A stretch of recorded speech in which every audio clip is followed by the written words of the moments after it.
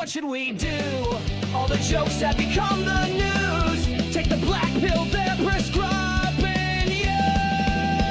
Game over. Game over. Game over. Game over.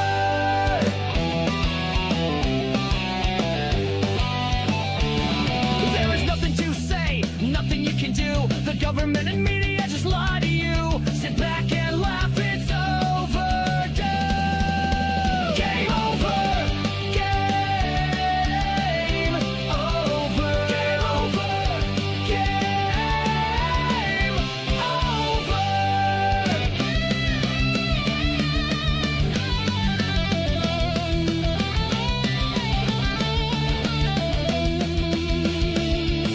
The host is a cripple, he can't stand gravity or the man. Game over. Game over. Game over. Game over. The show is the chat Johnny doesn't understand. We don't care what he has planned. Game over. Game over. Game over. Game over. Hey everybody! Boop boop boop. Here we go. Cripple Canuck, how's it going? The Canuck's not here. It's a Friday, sir. But thank you for that. Let's check yesterday's numbers. Fuck it, we'll go with that. So we're down to 40 from yesterday that we still have left over, and 65 with today. Where I was supposed to start a minute ago. You're late, right? We are about that. Motherfucking shit's been piling up. All right, so we have a 105 technically for solvency goal, but we're 65 for today, 40 from yesterday, so 65. And all right, hello Digger. I have to get all my chats up. Today was moving and set up to be kind of low stress. Do something. Get it all done for tomorrow. It started out that way and then fucking snowballed while I was prepping the show. Computer reset halfway through, lost all my stories, and fucking shit. Are you ready for a boner? I don't know if I'm ready for one or not, but if you're gonna cover the goal, I'll say thank you and infinitesimally. I won't take a boner though. I'm not gay. But yes, I would appreciate that if you want to do that. No stress if you don't. Yep, let's get over here and get the chats. I have my contact lenses came in. They called me 5 minutes before I was going to launch the show. So I had to arrange Ivy's mom picking them up for me, and I might have to actually call them. In fact, I think I will call them. I might have to do that quick while we so we're going to do this. We're going to go Roadcaster. We're going to turn off Bluetooth. Oh, dear Lord, that's a lot. Well, okay, so the goal's knocked out today. Because I just saw that Venmo. Sir, I appreciate me. Labby, Papa Lab dropping 175 in on the Venmo. I'm gonna cowbell and doctor that, even though I never said I would. I feel like we have to celebrate it. So a little cowbell for our buddy Lab. And thank you immensely for that. So that's 110. So 65 minus 110. I'll just, you know what? I'm going to use a calculator. 175 minus 40 minus 65 equals 70. All right, so we're through Tuesday and into Wednesday. We aren't doing a show on Monday. We're through Tuesday and into Wednesday by $5 already. So everything that you throw in matches or knocks that goal out for Wednesday. Let's clear that. Let's get the calendar so I have the right days because I'm retarded. Wednesday is the 30th. So we are on July 30th goal for Wednesday. We have a little bit of money over on YouTube, so like a $2 donation, and that takes another 5 out. Why is Johnny struggling with math? Because I got hammered and bombarded with a bunch of stuff right away, and because our buddy Labglass threw in $175 on Venmo and has dared other people to match him. And, well, the gauntlet has been thrown. I did not, and I wouldn't mind. I'd certainly welcome that, but, you know, you do you. Let's, where was I? I was going to get, oh, yes, I need to get this. Also, Brian the Science here and Labglass, two people responsible for our current studio sponsor. This studio brought to you by Brian the Super Sexy Science. Oh. Brian saying Labby is a good one. He is. He is. King Kong Dong saying hello, lovelies. I have to get everybody's chats up. I don't have all 3 chats up. I had to rebuild the show in a panic almost because my computer rebooted while I was prepping the show, and it's I save my prep sheet intermittently. Admittedly, I didn't do it enough this time, and it bit me in the dick. Could have saved it more. So I had to recover everything we lost and get the whole show going. And then the contacts are here. I got new arms for the goggles. So the goggles will have new arms. I'll have contact lenses. I'll be able to wear the goggles on Sunday. Fuck yeah. And Saturday. I just can't wear them driving, obviously. But I'm gonna make it a little bit later than everyone else to Saturday, just because normally I go there early, I hang out all day and everything, and now I'm gonna do that. I'm gonna do comedy, then I'm gonna get up early in the morning and do the golf thing. My body doesn't move very well first thing in the morning. It's not like get enough sleep, whatever. No. It just literally muscle spasticity. Good luck walking. So doing all of that is gonna be fun. So I got to figure out how we're doing that, and I do have to make some errands done. So yeah. We'll be showing up a little late, possibly, fashionably late. I'll be there for the show and everything. I'll be there around hopefully like 4, and we'll have plenty of the red I sit with johnny-krutches shirts available for people there that want them. There's a few deaths yesterday, not just the Hulkster. Yeah, there's a few people died yesterday. Here's what I was surprised to find out about Death of the Hulkster, Saint Caesar, and I'll say this. Talk about this quick. I didn't realize that people were literally so anti-Trump and politically affiliated that they celebrate the death of people who supported the other guy. There have been a litany of people being like, are we really celebrating this motherfucker's death right now? And it's like, are we really mourning him? And like, yeah.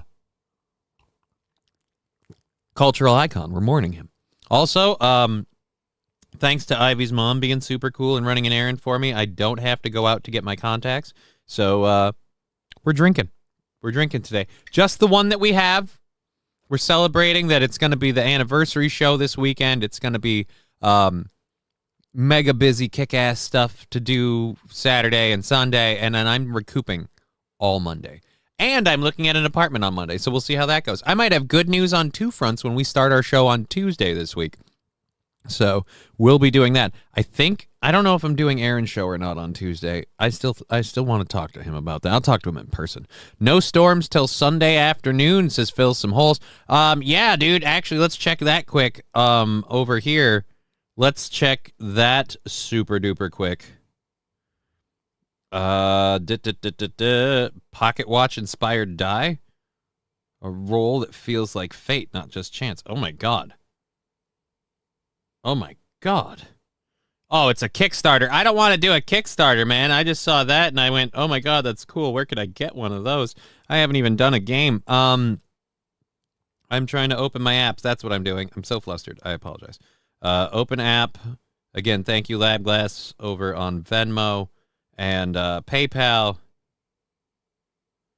We are there. Now we've got both of those up. Good.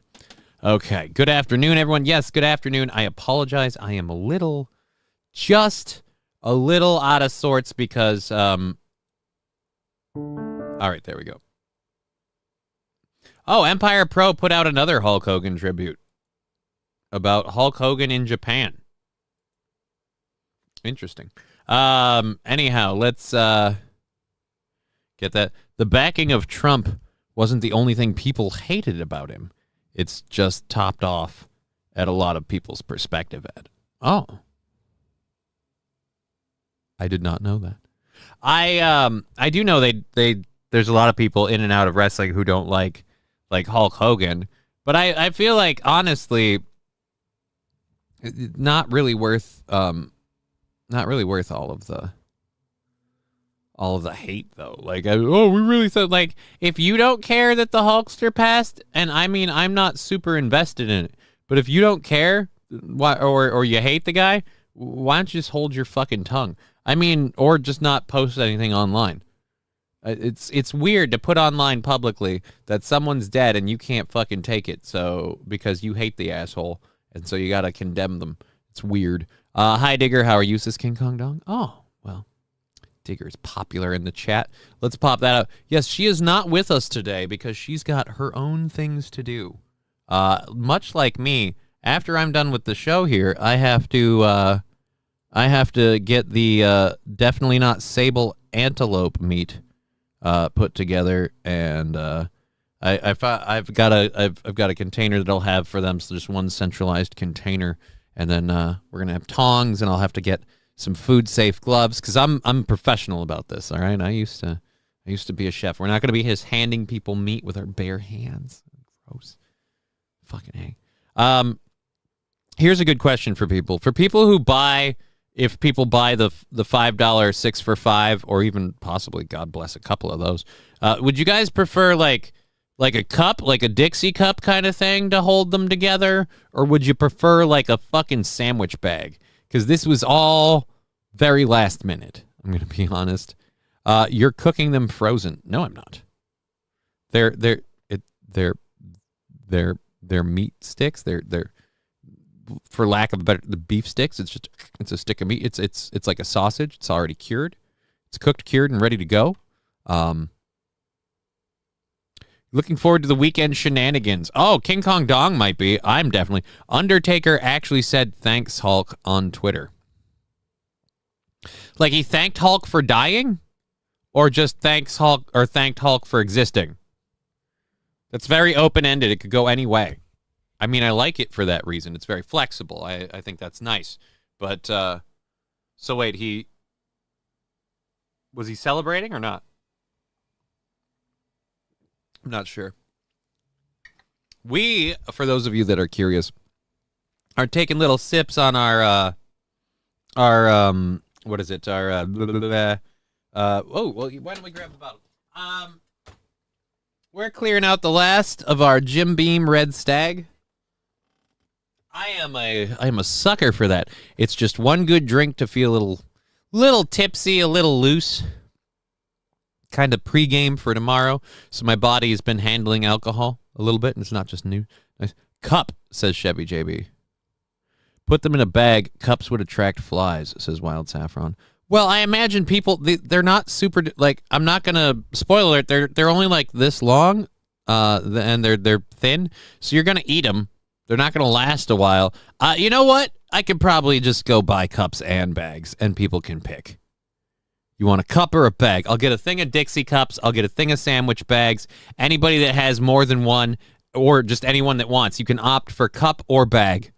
Your choice. Hell yeah. We'll do that. Someone rush into his funeral and spray paint NWO on his coffin. Seems excessive. Lexi, sounds delicious. Love me a good beef stick. Giggity. Well, these are definitely not sable antelope. So let's be clear about that. That will be in the advertising. I'm gonna make a sign to slap onto the tub that I'm keeping them in. Good afternoon, everyone. Sounds too big for a Dixie, says Lexi.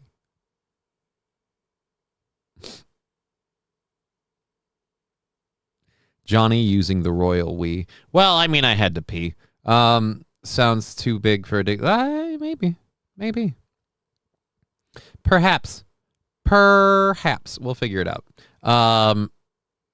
But yes, we'll have to figure out something, obviously, so people can, like, keep them in cup holders or whatever, because if they get a bunch of them, they're going to need something. As this all came together, I didn't think about the fucking the end sale point when I came up with the 1 for $1, 5 or 6 for $5, because that's the deal. You get a free one. Woo. But or if you do it at 2, you know what I mean? All right.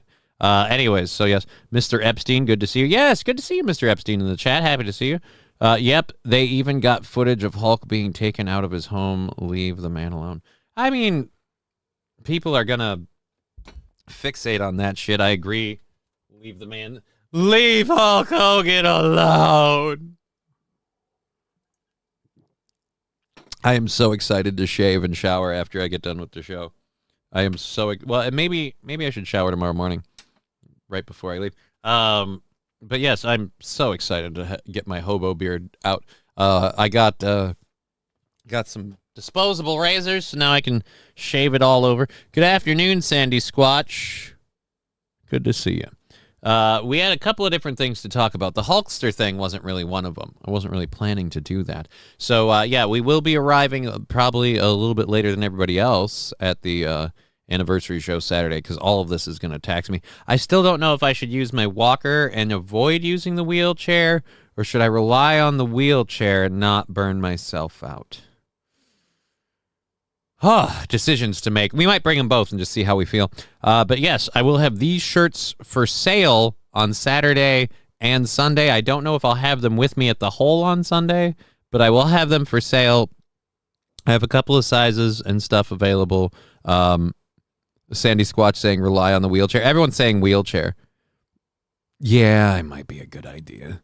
But so we'll have these shirts for sale if people don't have them and want them. We have a supply of them over in my case over there, so we'll sell any of those that people want.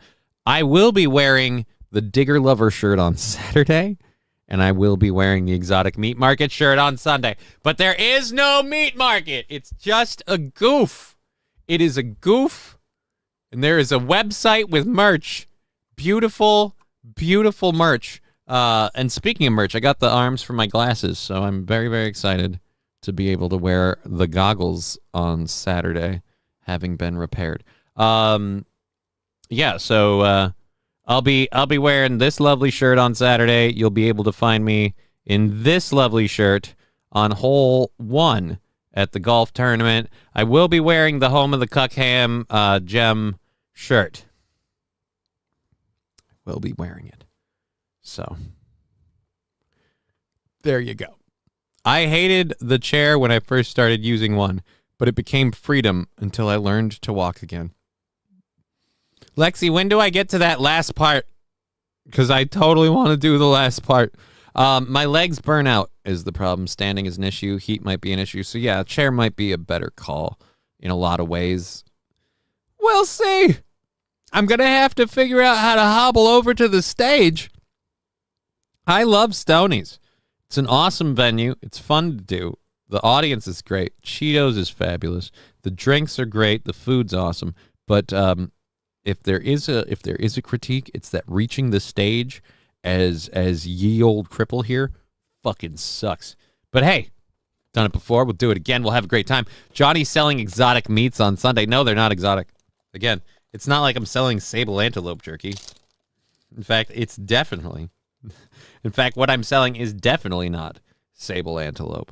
So I need to do a little rip on the doctor for our buddy Lab Glass, who threw in 175, daring people to match him.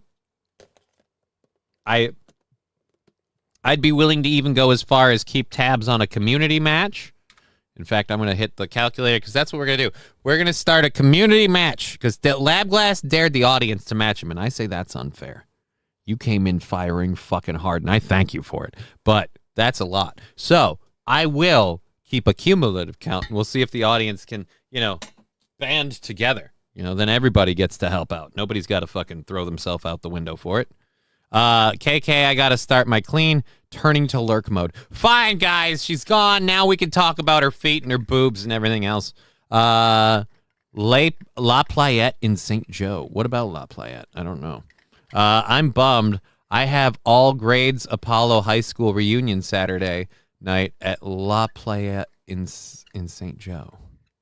Oh, I'm sorry. Happy Friday. Is AP here? It's AP's birthday. I know that. So if I see AP, I want to say happy birthday as soon as I do. I challenge all chats, he says. He challenges. The gauntlet has been thrown. Yep, lurk mode enacted, says Digger. Great. All right, guys. Now it's time to share the pictures. Such a piece of shit. All right, let's do this controlled burn. Off the dock. We're going for 3 more hours. We're celebrating because it's the anniversary show. We're already knocked over into Wednesday's goal. We're not doing a show Monday. I'm recovering Monday and looking at an apartment, so we won't be on Monday. But we've knocked out yesterday and today, and we're already 5 into Wednesday. Lab Glass with 175 asking other people to match him. Or not asking, I should say. Daring, challenging, would we say belittling? I don't know. So see if you can keep up. Charlie, hi, what's the call-in number? There isn't one because I don't like talking to a lot of people. A lot of people that just want to call in suck. I don't know what you'd have to contribute to that. So don't worry, there is no call-in number. Especially if I remember. Yeah, whatever. That's the plan, Digger. Didn't we just cover it? There's no call-in number. Does he think if he keeps asking, the answer comes, like, differently? There wasn't one the first time, so the second time there still isn't. All right, controlled burn for our buddy Lab Glass with that huge amount of support. Here we go. Boom.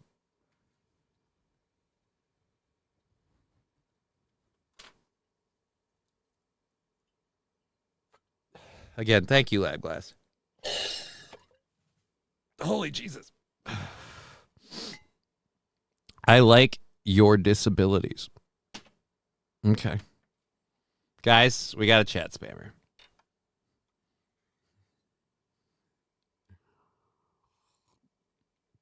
Good luck to you, buddy. Good luck to you, buddy. I'm just gonna say overall, my okay, hold on. I might have to step away for a minute.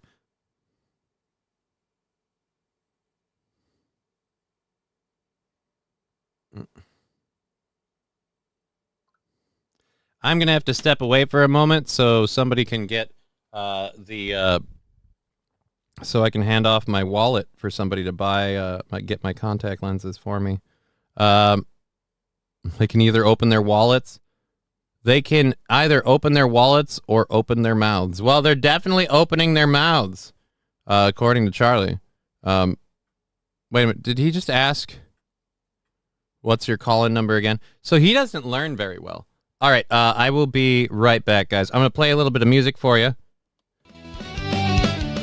And then I will step off and take the chat box off the screen just in case.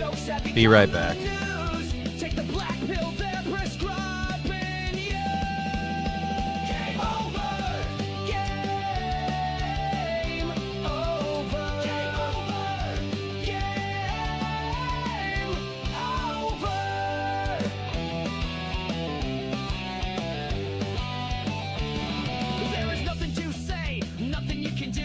Government and media just lie to you. Sit back and laugh, it's overdue. Game over. Game over. Game over. Game over.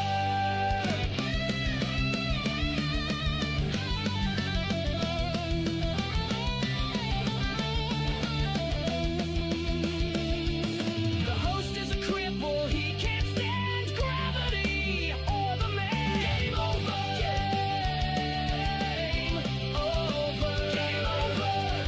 Game over. The show is the chat Johnny doesn't understand. We don't care what he has planned. Game over.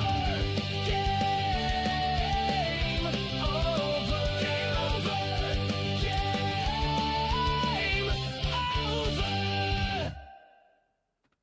Oh, Balls Deep already deleted him? He's gone by the time I get back. That's sad. That is sad. But thank you, Balls Deep. Kind of figured he'd probably get booted the minute he started spamming what's your call-in number. Apologies for that. I had to, a lot of breath just from doing it. I had to race my wallet over to Ivy's mom because she is picking up my contact lenses for me, so that way I can do a full show, not end at 4, and we can drink and celebrate with you all. So thank you very much, Ivy's mom. Thank you. Where's her applause drop? There it is.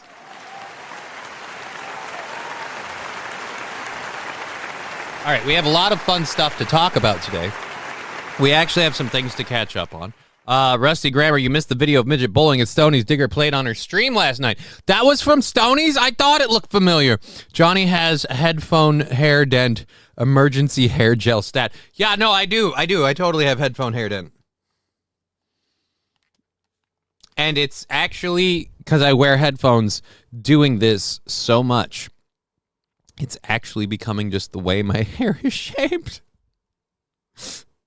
I'm starting to look fucking retarded. Like I got, I don't know, fucking water brain syndrome, but there's a rubber band around my head just shrinking it in the middle. So we're not getting a haircut. I don't need one. But I am going to shower, shave, and cut all this off finally. I got razors for that, so that's awesome. Oh, duh. I'm the reason why there's no chat box on the screen. I'm like, why did the chat completely stop? Maybe because you took it off, asshole. All right, there we are, chat box back on the screen. Let's load our first hour stories that we're going to talk about. We have one kind of bumming thing we'll go into. I saw this, and it's a video from CNN that we'll be watching for a majority of the story. But I heard, I saw this article out of all places, the Israeli Times. The Times of Israel says that that more children have died this month than last month. I won't give you the exact numbers. From not from health conditions, not from bullets or anything else, but just malnutrition. So more people now than ever before, especially children dying of malnutrition. And the balls, the IDF blames Hamas. And I'm like, all right, come on. Like, I get where you're like, oh, no, Hamas is raiding the supplies and the aid, and they're focusing. I'm like, yeah, sure, that might be true. But Hamas is not the one shooting groups of people going to food. Jesus, there was a massacre. Right. And like I said, the IDF is blaming Hamas. I don't even know that I want to play this, honestly. We're a half hour in. This is kind of a bummer story. But it's just, this is the effects of malnutrition. Exposed rib cages, increased liver spots. Your body just doesn't handle shit well. That looks like some sort of wound. Body. His bears the signs of a far more... Oh my, that's very not good. For people that don't know, that's horribly not good. These liver spots sprouting out like this are signs that your skin is in crisis. And if your skin's in crisis, the stuff on the inside, definitely not doing good. No in talking there was a massacre. No in talking about chat. Oh, I get you. Well, Charlie was in the bushes, and we had to do something about it. Can we skip war porn today, Johnny says, Wild Saffron? Yeah, I think we're going to skip war porn. It's just, look, I had to put a whole show together, and then things got squished when the computer decided to reboot randomly. That's the weirdest part. It wasn't like a crash. It was a straight reboot, and I didn't know what to do about it. Anyways, we do have a horrible event to talk about in Albuquerque because it literally happened today.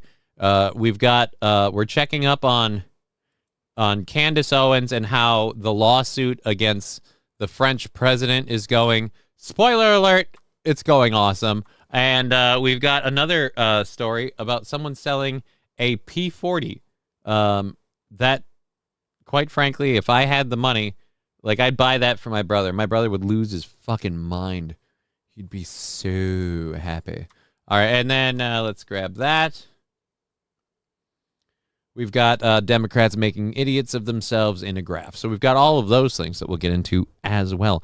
I don't miss Charlie. That guy sucks. Mr. Q, not only does he suck, he's completely unoriginal. He always wants the call-in number. He always wants to call in and talk. He sucks at doing that. So I already, even if I have a call-in number, I'm not giving it to him. I told him I'm not giving it to him. So he asks for the call-in number again, calls me racist, then tells me he loves my disability, and just keeps going through asking for the call-in number. It's fucking sad. You know who does miss Charlie? Vietnam. Ha-ha. Anyways, let's go over here to our first one. If you didn't know, there is a shelter-in-place order. There has been a shooting at the University of New Mexico. One person has passed away. Again, I do Wild Saffron. We are getting off of the war porn, but this literally happened today in New Mexico, like a couple hours before the show. Brian, can I have the call-in number? Actually, Brian doesn't need the call-in number. Brian could always just be like, dude, I'm going to jump in on Discord. That's where, that's one of the things we should start, like membershipping and perking for people that do wrench stuff and things like that. Maybe start doing you know what it is? I've got this crazy idea of getting this redheaded Canadian lady that I'm fairly fond of to like live with me and do shows and stuff all the time. And she does like a chatting with chat show. We could do like a whole big yeah, you know what I mean? Just like mix it all together and just do one solid thing. I mean, it's an idea, you know, to each their own. Anyways, we are going to cover this. I apologize, Wild Saffron, but it did happen literally before, like 2 hours before the show, 3 hours before the show. So we are going to cover what's going on in New Mexico real quick. The University of New Mexico campus has been shut down all morning, and shelter-in-place orders were given. Hey, control room guy. Can we maybe fade down the fucking upbeat music a little quicker? I don't really feel like while she's going, hey guys, there's an active shooter on the university. Like, ba ba da ba ba ba da. Try to survive today. Ba ba da ba ba ba. They're shooting at you at class today. Ba ba da ba ba. No, how about we no? It's again, the moods don't fit, sir. One of your friends just passed away. Ba, ba, da, da, ba, ba, da, ba. It's not, no, it's not a good idea, guys. Not a fucking good idea. Jesus Christ.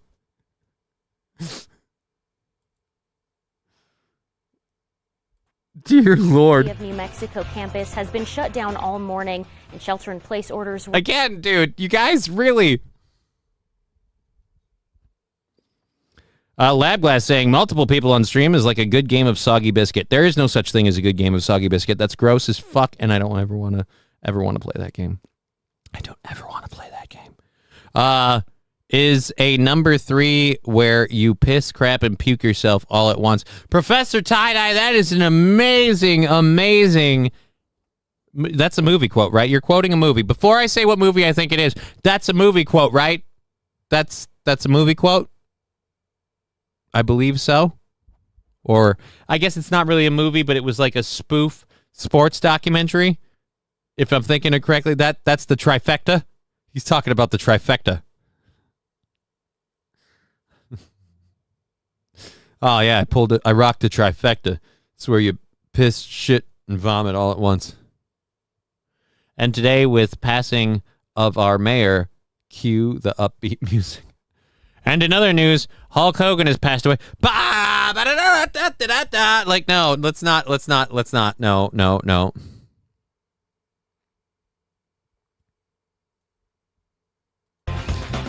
And massive bombing in Israel as Gaza strikes back. Again, the upbeat music, sir, not good. It's violence. It's not good. You triple yourself. No, but the number 3 thing is people, we'll get into that before we get back into this. People have been saying that celebrities die in 3s, and they don't count Cleo Huxtable, Malcolm Jamal Warner. They don't count him. They don't count. I don't know why. I mean, he was my black friend. I grew up with Malcolm Jamal Warner. I just wanted us to be bros. If I met the fucker on the street, I'd buy him a burger. Like, I don't know. I call shitting, puking, and pissing yourself the triple treat. Why is it a treat? I don't feel like it's a treat. Nobody's treated to that. Anyone that witnesses it, not a treat. Anyone that has to help with the aftermath, not a treat. You yourself for enduring it, not a treat. In fact, it's an emotionally scarring event, sir. I ask you why. Why would you call that a treat? Dear God. Ugh. I really kind of want to cut that that fucking upbeat music bit. I just really like that. Your friend just died today. Like, again, no, I feel, guys, can we maybe, I get it. Like, we're fun. We're jazzy. We're Channel 13 News in New Mexico. Can we maybe just bring it down a little? Just, we're talking about a shelter-in-place active shooter situation. Not the same. Shelter-in-place orders were given after a shooting left one person dead and another injured. Investigators say the suspect is still at large and possibly still on campus. KRQE's Bianca. I would love, I know it's me that just thought this, but I thought for a second she was about to say, the suspect is still at large and possibly black. And I'm like, well, possibly. Hoops is on the scene now with the latest. Bianca. Wait, Bianca Hoops?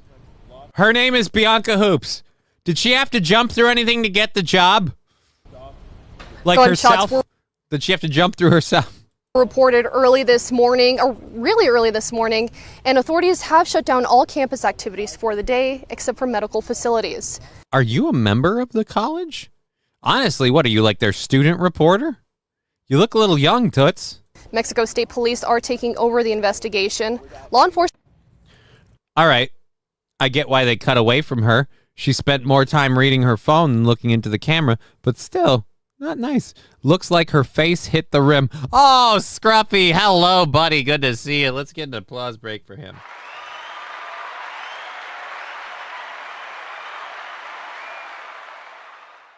Wear a tighter shirt, baby, says King Kong Dog.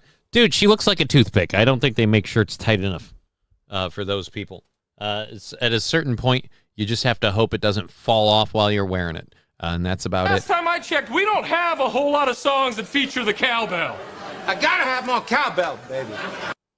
26, I was about to say 29.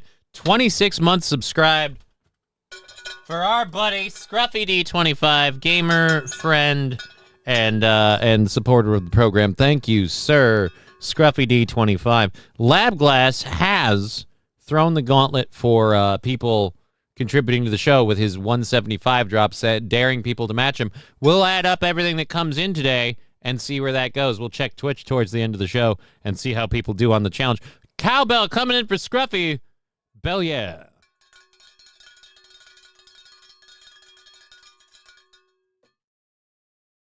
Thank you very much, sir. I appreciate that. We love the support we get here.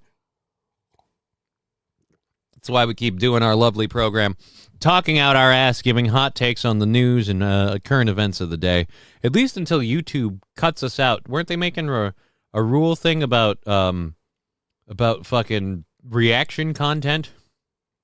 Fuck! Right? It's going to end like the whole genre. There's a couple of shows that are super duper fucked because like their whole thing is reacting to one show. So, I mean, it's really hard to fight that. At least I'm like, I'm creating awareness. Oh, wow, Scruffy, brother. God bless. Yeah, Scruffy pops in from time to time. Huge supporter of the program. Still a mod on the Twitch on this channel. A friend of the show, Scruffy D25. Glad to hear from you, friend. Hope you're well, buddy. An eye out on their emails, text, and Lobo Guardian app to get updates in real time. The suspect still at large. Police is asking anyone with information on the incident to call Crime Stoppers. Can I get a description? That's the number on your screen. We spoke to a freshman student who says he heard gunshots early this morning. I was up at like 2 o'clock watching a movie with my homeboys and then listening to a call. I just heard like 3 loud pops, and then I was like up till 2 in the morning watching a movie with my homeboys. Sir? Are you on like the football team? When I see people with Gatorade towels, I usually assume that they are members of the collegiate sports, because I've never seen those like available. I've never seen just like random like average people. So it's like a football. We were up till 2 in the morning watching. It'd be funny if it was porn. Why is it on my face, Lab Glass? We have a hype train possibility for the next 2.5 minutes, by the way, which I am trying to spit out while getting face-effed by a turtle. Thank you. Stupidly busy on vacation next week. Dono, I dropped my hot pocket. Donate, haha. I don't have that here. Let's link the PayPal, the Venmo, the merch site, all of that. I meant to do it earlier. I really am a piece of shit for not setting that up in there. I apologize, Scruffy. I apologize, sir. There are the donation sources. We'll pin them to the top. If you like any of the merch, you can always go to the merch site. That also. Any money we make on the merch site goes towards the goal. Let's link those in here. And there we are there. All righty. Pin it. Pin it. What the? Why are you slapping me in the crotch with a tortilla, Lab Glass? A minute and a half. Another 100 bits or give from somebody else other than Scruffy or Lab Glass, and I feel like that will get us going faster. Are you going to sun your perineum, brother? Why? Why would he? Isn't that the gooch? The taint region?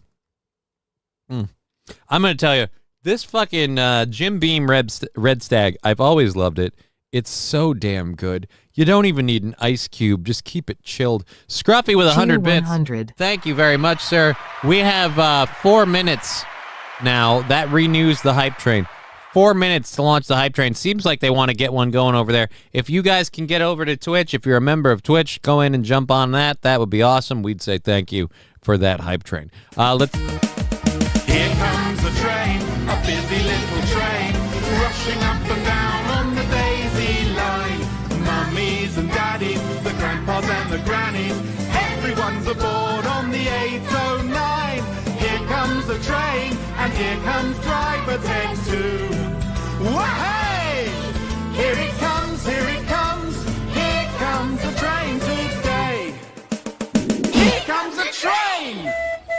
I almost had it. Damn it. But I coughed at the end. Fuck.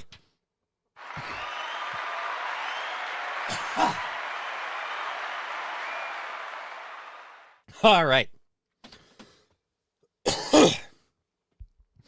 That's Kid Rock's bourbon. Dude, it's fucking awesome. Stinky socks. Fuck you. I wash my laundry. Dude, there's a lot of shit I can't do. Laundry ain't one of them. I roll in, I dump it in the machine, I hit the buttons, I start it, and I put it in the dryer. It's actually very, very cripple friendly. Laundry for someone like myself, very cripple friendly. Well, level 1 hype train, 65%, 66, excuse me, percent of the way through. Thank you, Lab Glass, Scruffy D, and Nucleatic Gaming for getting that thing launched and rolling. If you want to contribute to the hype train on Twitch, now is...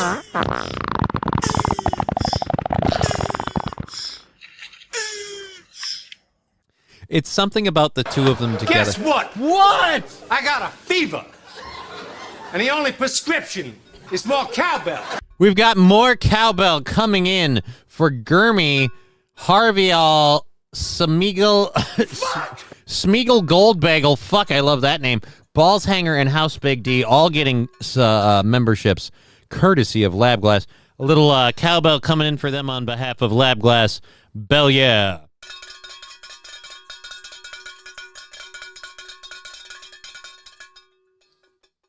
Oh my god, I love this name. Holy shit. A queef in the night with Get 'em Squirtle.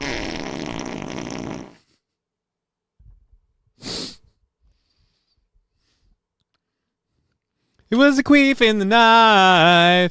I was fucking her really deep. And then her pussy made a noise. And a smell started to seep.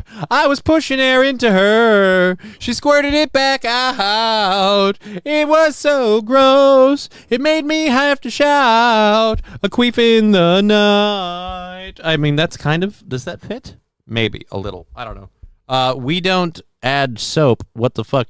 Of course we add soap. Motherfucker. That's part of washing the laundry. Chevy JB, how are like this is where like you're assuming I don't add soap because I didn't mention it, whereas I'm grossed out that you thought that had to be mentioned. How else are you washing? What point is there to washing the laundry if there's no fun? What's cleaning it if there's no soap? You just have wet clothes. No soap, possibly scent booster, depending, and then some some dryer sheets in the dryer. We do the whole thing. You know what it is? The tip link, Scruffy, does your Streamlabs go to your PayPal? Yeah, the tip link goes to the PayPal. It's how Streamlabs processes it. Is there another way to get Streamlabs to process it? Can I get them to do like direct bank or Venmo for less? Speaking of Venmo, oh my God, do we have a funny thing about Venmo? Venmo is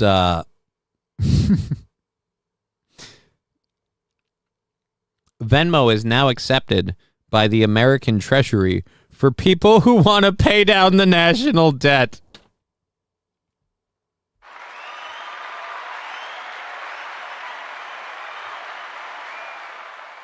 I officially, and thank you, government, for doing it, I officially do not feel bad about begging for money on the internet. Nobody, and I mean nobody, can fucking make me feel bad now. Like, oh, go get a job. The fucking government is like, hey, guys, you know that 32 trillion we keep spending our way into that you guys don't even approve of, but we do it because we want to, because we've got kickbacks from the military-industrial complex, and a whole bunch of, how shall we say, Goldstein-esque people are promoting us to push us even further into debt. Well, if you want to help us pay that debt down, and you thought your taxes just weren't enough, you can now Venmo the Treasury directly to help pay down the national debt. Are you shitting me? Dude, no. If the government is at the point where now they are busking for fucking money, I tipped you $100. Just don't want you to miss it. Oh, dude, no. Thank you for saying that. Let's see there where that is on the PayPal. I'm sure I just have to open the phone and it'll pop right up. All right, let's make sure we yep, there it is. There it is on the Venmo, 100. So that means we got to put a solid triple digits. That means $70 cumulative to the chat challenge that LabGlass laid. However, I will say, since the 100 is now all Scruff's, if Scruff threw in like another, because he already did the sub, so that's like close to 5. So that's like 5. We'll count it as 5. Fuck it, round up. Why not? So that's 5. So if he does like $70 more, he has risen to LabGlass's challenge. But if the chat does it, the chat cumulatively, whichever happens first, it's in anybody's court. Digger420 saying, cheers, Scruffy. Yeah, she, and this is another reason I love the shit out of this woman. She loves when people donate to my show. She doesn't ask for money. She doesn't want to make a lot of money, but boom. Can we please get your thoughts on the Aaron HRO situation? He doesn't want people around him that are questionable. It's weird that people are freaking out about that, considering how other things were filed against him and they were all in favor of it. Those are my thoughts.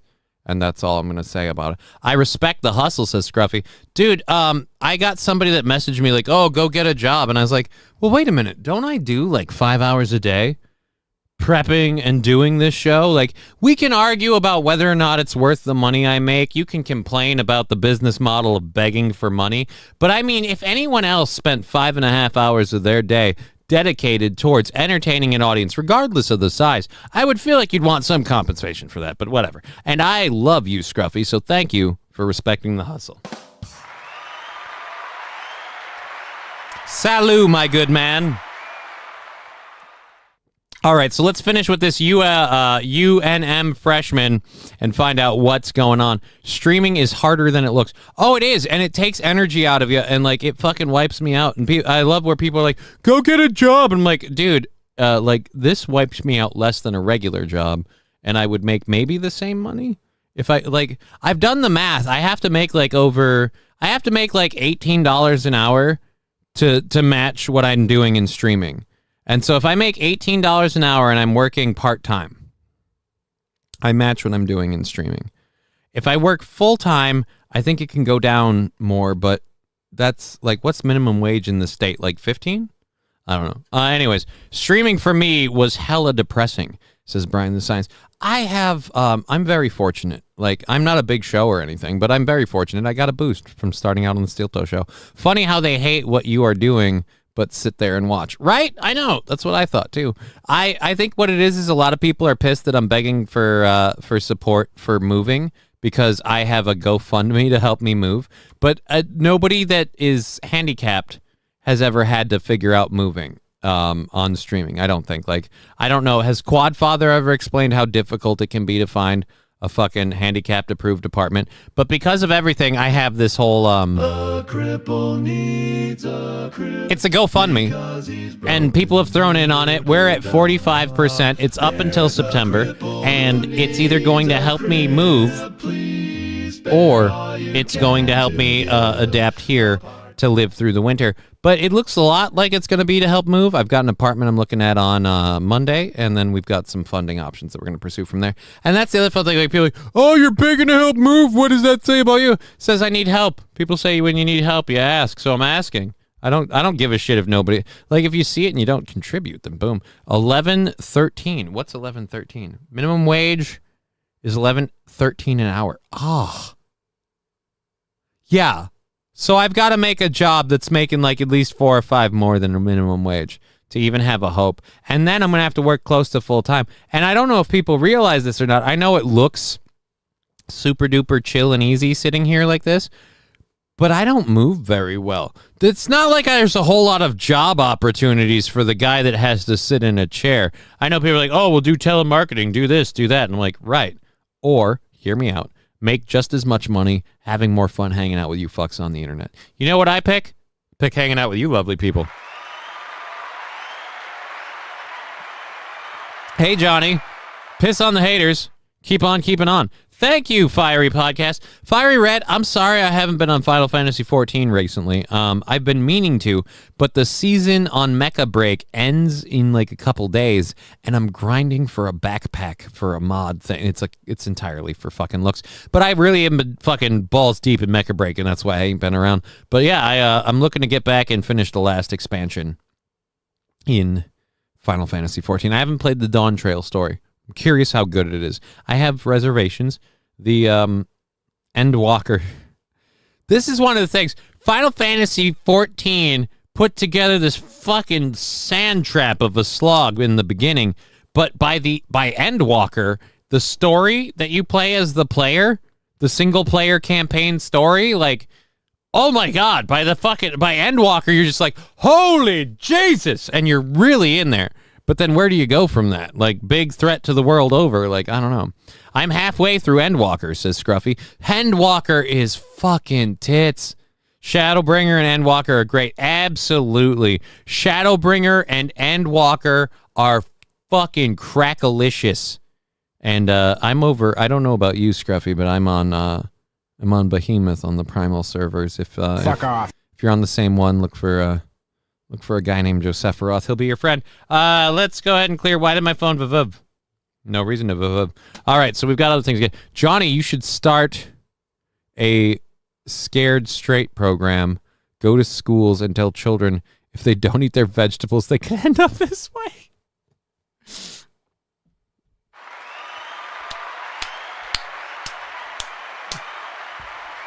Now, I know a lot of you guys think green beans, Brussels sprouts, asparagus, that's gross, right? Ew, who wants to eat that?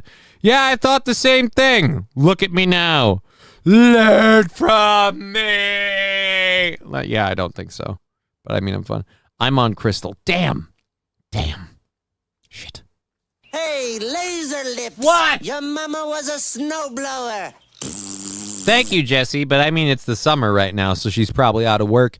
All right, we have other things to get into. Suspect at large. We never finished the eyewitness account from guy who totally isn't on the football team. Blah, blah, blah, there we go. So this is that, and we'll get through this. It was like gunshots or so. So then we checked out the window, and then we just seen random people running around. The campus is... Why the fuck did you interview this guy? So he heard shots early in the morning. He looked out the window. He saw people running around. That was about it. Whoa. Glad we heard from him. Fuck this news channel. We're going to bail. They heard a guy shooting. Let's read if there's any facts we've missed so far. Law enforcement searching for one suspect after a shooting at the University of New Mexico's main campus in Albuquerque. It left one person no longer here. The University of University of New Mexico campus is closed, remains under shelter-in-place laws as law enforcement sweep the campus for the suspect. They have made no mention of what the campus looks like, or not the campus, excuse me, what the suspect looks like. Anyone with information about this incident is asked to call UNMPD at 505-277-2241. Yeah, great. What are we looking for? We've got literally no description. A freshman. It was a student athlete. Ha! Called it. Gatorade towel gave it away. So you know they're not white, says Scruffy. Pretty much. I guarantee there is certainly a darker complexion involved. They're either someone of a persuasion that looks like they could be an illegal migrant, or they just literally, they just don't want to say, hey, a black guy shot somebody. I like, and if I'm wrong, I will eat that. I will admit that. But so far, you know what? Having done this as long as I have, and it ain't been that long, but having done this as long as I have, I feel pretty comfortable saying, yeah, it was a black guy. If a white did it, it would have been in the headline. Exactly right, Scruffy. We did a story, Scruff. I don't know if you talked about that. It's gotten out. I am starting to feel like the very, very, very, very small, because we do a show that, like, we don't even peak out at 100 people, but like we do a very small show. But I've been hitting a lot of stuff before the mainstream media, and I gotta give myself a little pat on the back for it. I'm sorry. We're gonna take a little victory lap.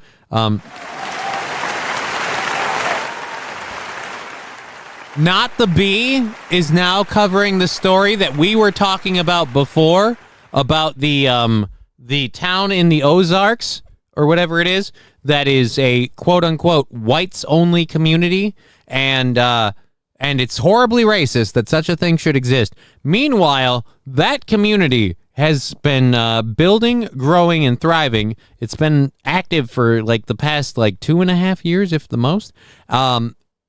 There's a community that was put together because of George Floyd for a bunch of people who, let's say, weren't white. There was a pretty much blacks-only community. Nobody, CNN included, nobody called it racist. Nobody said it was anything wrong with it. Nobody said it was segregative or anything like that. And that community has a fucking tool shed, and that's it.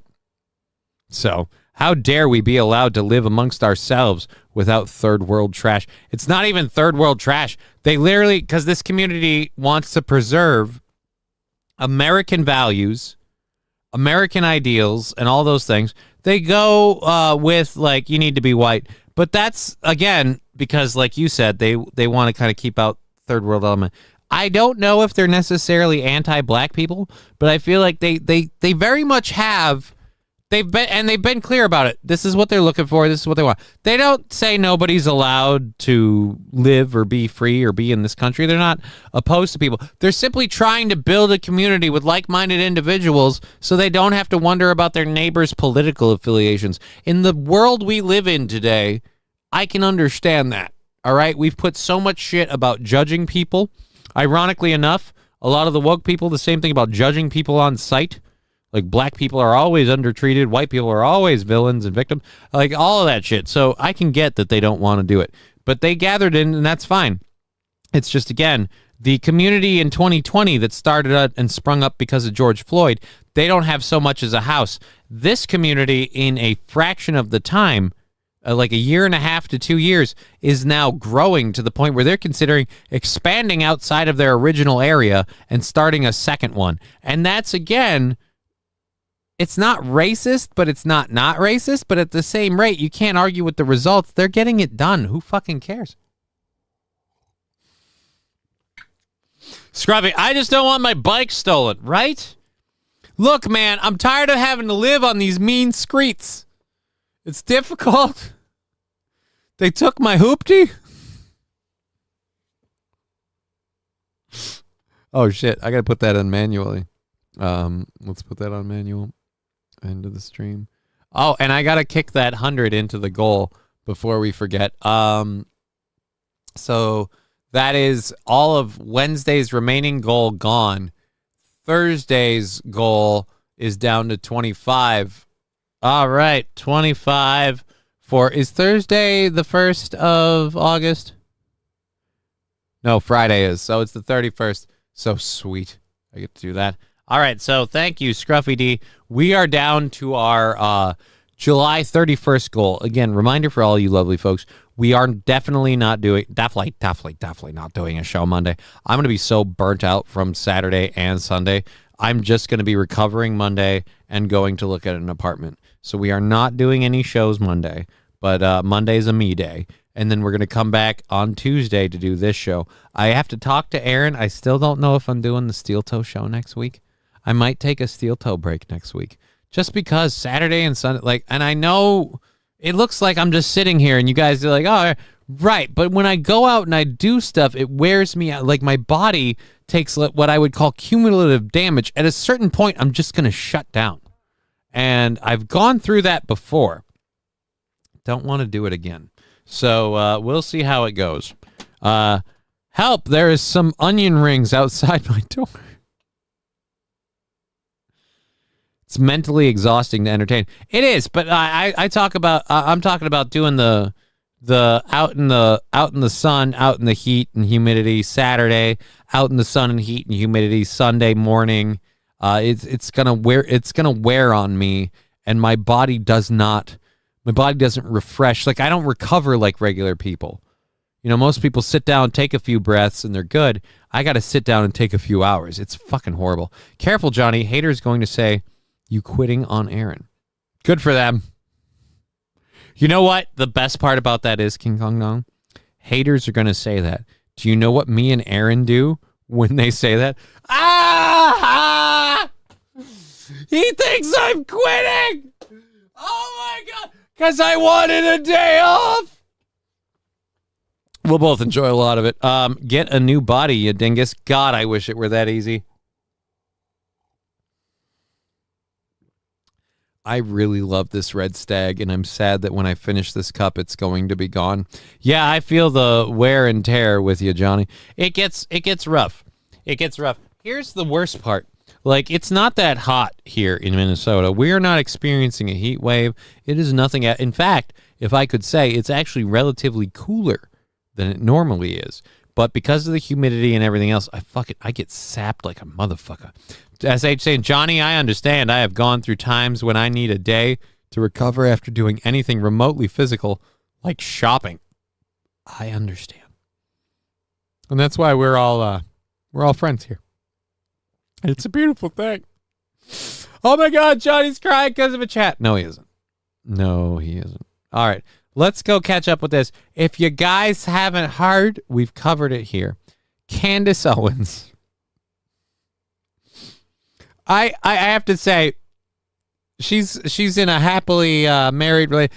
I fucking love this bitch. Candace Owens has called out the French president's wife for being a dude. And apparently there is an awful lot of smoke for that fire. Well, the French president responded by putting pressure on the White House to put pressure on Candace Owens to stop calling his wife a dude. And here is her response after all of that. Her public response. I fucking love Candace Owens, by the way. Nope. Whoops. We forgot to unmute it. You were born a man and you will die a man. That's the point I'm making. So give us a sample. I'll send my doctors to take your blood. Figure it out real quick, however you want to go about this. Hey, how about just giving us some pictures again of you growing up, raising your children? That would be fine. I thought she was about to say, how about give us some pictures of your downstairs? That would be excessive. Some pictures. Wait, there aren't? There aren't pictures of her growing up as a woman raising children?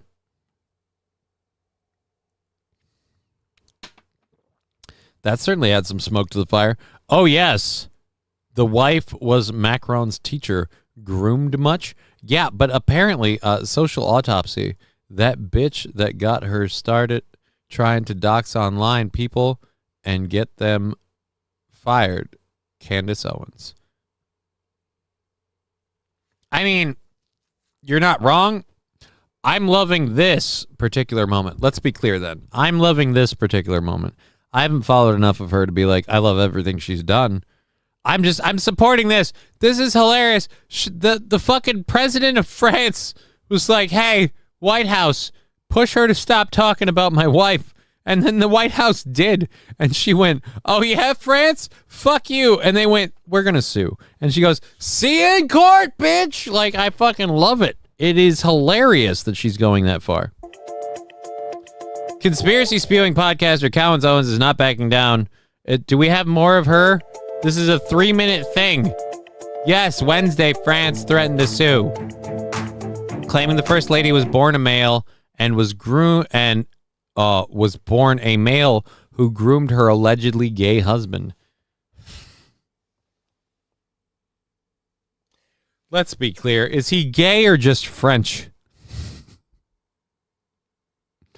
SH saying, yeah, I don't trust Candy. It has nothing to do about trusting her. It's not about trust. It's about she made accusations of a public figure, knowing that she was safe in making her accusations. She's not stating it as a fact with like evidence that can be disputed. She's stating it as her opinion. She is spunky, but I personally don't care for her. I honestly didn't care for her either. I had no plus or minus, but I love that she's doubling down on this. I love that she's called out France, and France went through the White House to ask her to stop, and she went, bitch, make me. And that is brilliant. But yeah, I'm going to say this right now. This Sarah Michelle Gellar? Not Sarah Michelle Gellar. What was the lady that was on Sex and the City? Married to Matthew Broderick? Horse-face looking motherfucker. She kind of has that look. It is time for you to wake up. So we will start from the top here with a photo of Brigitte Macron. Real name, Jean-Michel Trogneux. Oh, we got Big Mike. Jean Big Michel.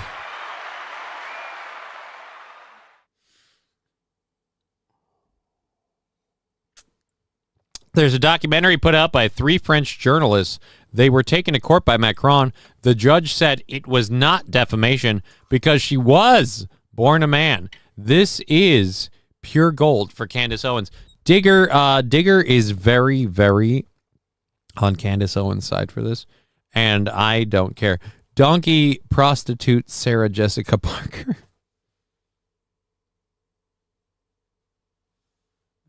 Why do we say donkey prostitute? Look, horse-faced, donkey-faced, fine. Donkey prostitute and straight on, by the way, no Sarah Jessica Parker look. It was just that, like, downward shot that we saw from the drone there.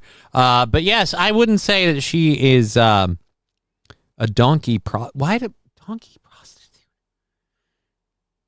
It's mean. She hooked up with Ferris Bueller, cut her a break. Anyways, here's a fun thing. Was Sarah Jessica Parker the one in Ferris Bueller's Day Off? Or was that a different actress who looks similar to Sarah Jessica Parker? Because that's weird to me.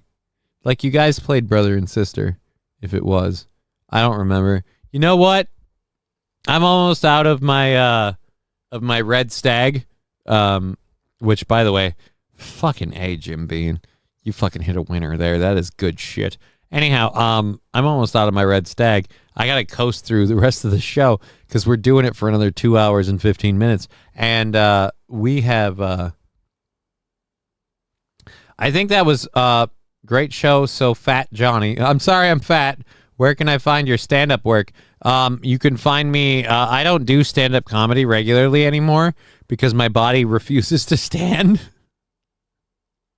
So I do like jokes and stuff once in a while. I'm going to be at the anniversary show. There isn't a whole lot of like my comedy work online because it wouldn't be any good anymore. It's always in the moment. It's what I do. I do like what's going on now, what we're talking about now, what we're doing now. Right about now, I'll make another joke. Anyways, so I do some stuff about my MS and shit. but I was always holding on to that. Here's where I've gone black-pilled. I no longer believe that I'll ever do like a fucking special or anything like that. I don't think I'll live long enough, but I always thought, hey, like, let's hold on. Let's hold on to these really gold bits about having MS and all this shit. Fucking hilarious shit that kills every time I do it. Let's hold on to that. Never share it online, because eventually we're going to...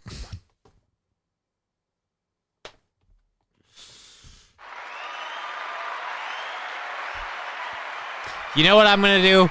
I'm going to tell a fuck ton of jokes this Saturday at Stoney's in Rockville, and then I'm going to fucking heckle every motherfucker that comes up to the hole on the first hole at the golf tournament selling my meat sticks. That's where you can find my comedy. Do they have wheel in comedy? No, they don't. It's only stand-up. Nobody ever does sit-down shit. In fact, the closest you get to sit-down shit is when a stand-up brings a chair on stage. And even then, only half and half. Nobody wants to watch me wheel from side to side on the stage while I expound or wax philosophical about politics and trials of the day. Person that you are looking at on the right is not a woman. I'll admit, that is putting yourself out there. But she did say put up or shut up, so bravo to her. Owens responded to the suit in a new podcast in which she doubled down on her claims. If you need any more evidence that Brigitte Macron is definitely a man, it is just what is happening right now. The idea that you would file this lawsuit is all of the proof that you need.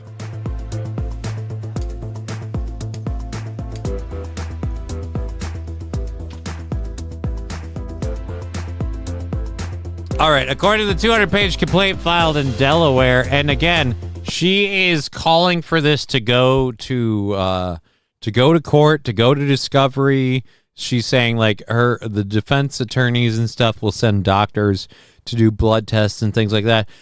So I am just bravo to her for going to that. Kyle, the golf tournament won't happen. I'll bet on that. Why wouldn't the golf tournament happen? The only reason the golf tournament wouldn't happen, Kyle, right now is due to weather. SH, is stool humping still a big thing in stand-up? I think stool humping was only big for Joe Rogan, because he did one bit where he was like humping a stool. But I don't know anyone else that has. So I will say stool humping probably reserved for that one time where he was talking about what's his nut, who grew up with the Kardashians, or who married what's her name in the Kardashians and became a lady. Jennifer Grey was Ferris's sister. Yeah, so Jennifer Grey, by the way, I want to be honest, young Jennifer Grey, oh fuck. But yeah, Bruce Jenner, thank you, Scruffy. 12 hours of drinking with Gino night prior. It ain't going to be 12, buddy. Aaron's going to show up at, like 2 or 3? He's going to go till they close? I mean, 10 maybe, but they're not going to be solid drinking. Look, I've seen this happen before. Here's what's going to happen. Gino's going to have fun, and he's going to socialize with everyone. And everyone's going to hang out with him. He's going to do drinks and shots. He's going to have some, fuck, what's that? It's a Canadian whiskey, too. Anyways, he's probably going to be a little over. I don't know about Keanu. I don't know about Aaron. He planned this, so I would hope he would be fairly responsible. I myself am going to be responsible because I have to be up at it and out there early morning on Sunday. And while waking up, getting up, and doing life, being on for a podcast might not be that much. After a Saturday night like that, I might, need more time. So we'll see. Jennifer Grey was going to be a star, but then she got a nose job and, in my humble opinion, ruined her career. What was she in after she got the nose job? You might have a point. And I'll say this, having seen her in Ferris Bueller's Day Off, didn't need the nose job. If Brad Williams can make it as a comedian, you can do it. He's half the man you are, says Bad Dazzer. Thank you for that.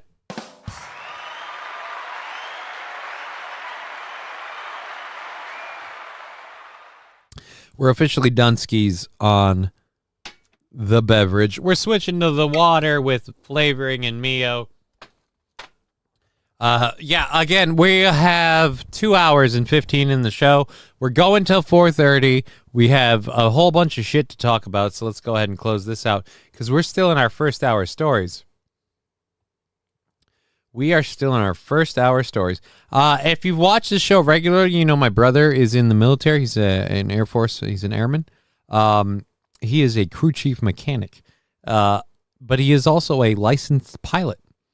So Digger told me about this story, and I have never wished I had disposable income more than when I saw this, just so I could be like, because if I did this, like my grandfather worked on these planes. So if I had the money, I would this plane, a retired firefighter from a retired fighter pilot from Canada is selling a hand-built P-40 Warhawk. My brother would love, like, this is one of these things where if I had disposable income, my brother would love this thing so much. And so we're going to play this just quick here.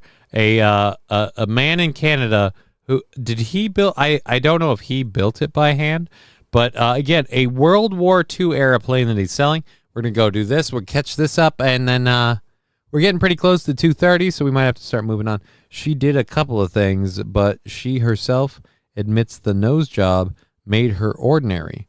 Her OG nose made her uniquely beautiful. Yeah, she should have stuck with the OG nose. That is so true about Jessica Gray's nose job. PSH, I have like 3 of those. The old dude built this plane by hand. All right, so this dude built the plane by hand. Losing an old friend. But I've had it for a long time. So I can't complain. He's had it for a long time. I flew it over here. Oh, it felt good. Shoot the hair off a fly at 100 yards. Shoot the hair off a fly at 100 yards. So he's been actively making sure the guns still work. This engine is 200 horsepower. 210 horsepower, 200 horsepower. And, it's there's not that many around. The T-40s are very rare. Yeah. And I sort of got the name of Butch from Butcher. But dogfighting, I guess. I guess that's how I got the name from it. He doesn't really express a lot of stories, especially when we were younger as kids. Now that he's getting a little older, he's... So wait a minute. He's got like a fucking collection of airplanes, and all of them are fucking World War II fighter, like dogfighter pilot airplanes. He doesn't really express much when he's younger. He just has a lot of machines of death and destruction. We just really didn't know what he did before we were born. Up a little bit more as to what his experiences have been. And he's had quite a few. He almost lost his life flying forestry service, doing the water bombing. He went in, dumped the load on the run. Forestry service during the water bombing. That sounds like a forest fire thing. Doing the water bombing. He went in, dumped the load on the runway. He never got off the ground. And unfortunately, there was a ravine in front of the runway. And he went down the ravine and up. So he's a shitty pilot? Their side. Almost severed his ankle, broke his back in 4 places and his neck in 2. I know we've had a couple. Wait, all right, hold on a minute. Like, dude, I love that the news will air this shit. Is this not a fucking tally marker for fucking planes shot down? So you're saying in World War III, you took down at least 4 different planes.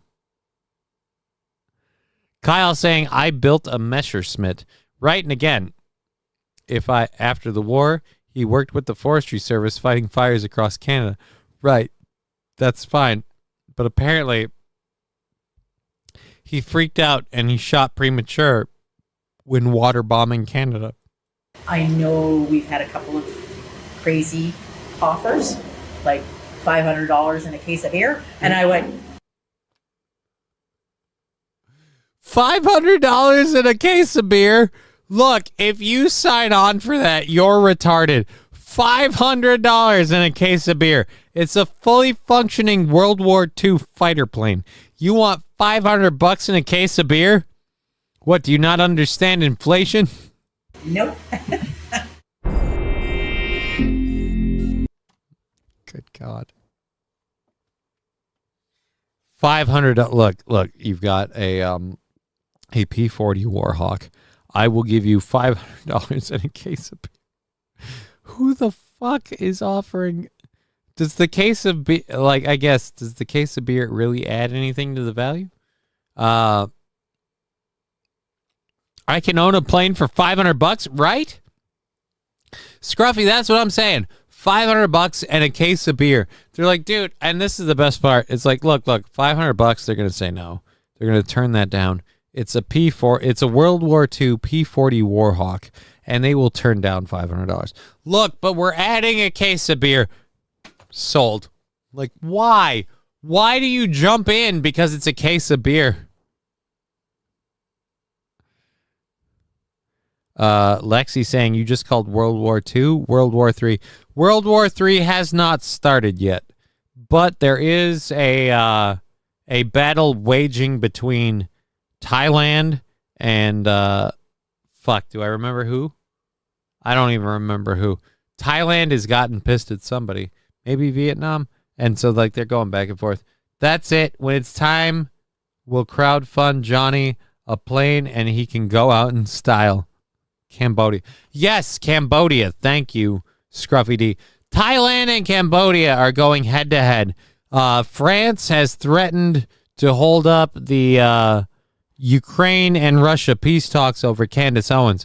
So between Cambodia and Thailand going head to head and the Candace Owens French peace talks deal, World War III is on the doorstep. It's out. It's going to be here. World War II never ended, says King Kong Dong. Not the lady boss. Don't know what you mean, Fire Red. If I was his neighbor, I'd wander over there drunk every weekend yelling, "Fire it up!" I mean, that could be fun. Again, I heard about that. That's one of those things where I saw that plane and I went, if I had disposable income, my brother would fucking shit himself. I'm like, dude, I just bought you a P-40 Warhawk. Congratulations. He'd be like, oh my God, you're the greatest person ever. Like yeah, that's kind of how I feel. But anyways, so the P-40 Warhawk is available. For those of you who have money, there's a guy in Canada willing to sell it. Supposed to say lady boys, my bad. All right, sorry about that. But it helps when you put the accurate text in the chat. Digger jumping into the chat saying, Lexi, yes, LOLs. What did Lexi say? If someone from Holland marries a Filipino, their offspring are jalapenos.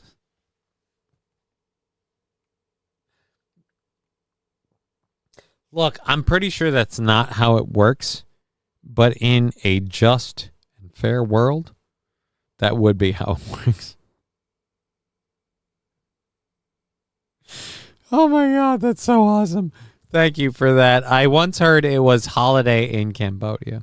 I have no idea what you're talking about, Rusty Grammar. Who going to win war, Johnny, says Jesse ESP. I have no idea. Hi, hun. And Bad Dazzer says on a stick. I don't know what you mean by that, Bad Dazzer.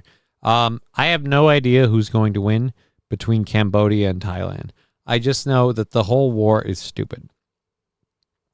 But considering how things are going in our current climate, I would not be surprised in the slightest if World War III started off with Cambodia and Thailand in an epic fucking pissing match. Who's going to win the war, Johnny? Oh, hey, Charlie is back. I thought he got banned. Parkinson's person. What's your... Charlie, I have to ask, buddy, are you just like... I know I'm mentally deficient. Hold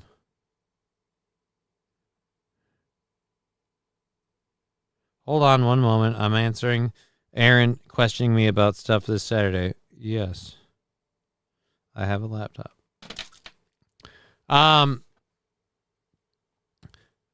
So, but let's get back to this. I thought he got banned. Charlie. He's got so many fucking accounts. This is where it's... Oh, whoa. Holy Jesus. I might have been drinking too much. This is where it's sad. So, Charlie, and I know you can't answer because King Kong Dong banned you, but I gotta know, and I'm sure you've got another account. Why the fuck would you come back in here asking the same but fucking retarded question you asked hours earlier that got you banned? Like, there is no, like I told you, there's no call-in number, and I've repeated this point. Do you think asking multiple times will yield a different answer? You realize that is the definition of insanity. Anyways, Charlie, I take away the point Digger gave you because that is how it works, says Lexi. All right, well, there you go. We've got 2 hours left in the program. I've got 2 hours of content left for you lovely folks. It all works out. For a moment before we get into anything else, I'm going to take a moment just to say I am not a Democrat or Republican person. I think the government is set up against you as the citizen. But when it comes to Democrats and Republicans and what they do online, Democrats just issued themselves a giant L. They published this under the Democrat Twitter, like Democrats of America or whatever, fucking Twitter. They put out U.S. grocery prices reached record highs in 2025. Right, they reached record highs. And you published a graph that visually pointed out between 2021 and 2022 was a massive rise. Like, you can argue, yeah, in 2025 they're higher than 2024. Yeah, but this is more stabled out from 2023 to 2025. It kind of like, reached a thing. It's really, we might want to focus. So President Trump sucks because prices aren't the same as they were a year ago. Who was responsible for this huge section in the middle, guys?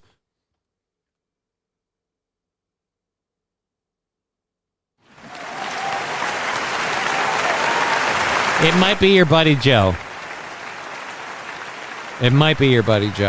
So they've been taking hits left, right, and sideways over that. This was hilarious. Yes, it was. I don't understand. And that's the thing to me. I don't understand who shares this and goes, you know what? This doesn't glaringly point out that while our guy was in charge, prices went through the fucking roof. But we'll say Trump wasn't... Dude, at best, this looks like Trump's just keeping up with the tide.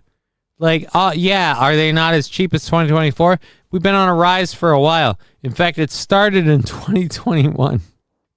Who was in charge when that happened? So, hey, Digger and Dazzer. Yeah, welcome to the show, Digger, Dazzer. Glad to see you guys. We're going for another 2 hours. We're kind of rounding out our first hour stuff. That was our last story. But again, grocery prices, and as someone who pays grocery prices because I like to eat, not a surprise, I'm going to say. Not a surprise. And I'm also going to say, I think I need to, whenever I'm indecisive, I like to flip a coin over the matter. We're going to try and do it after we finished off all of our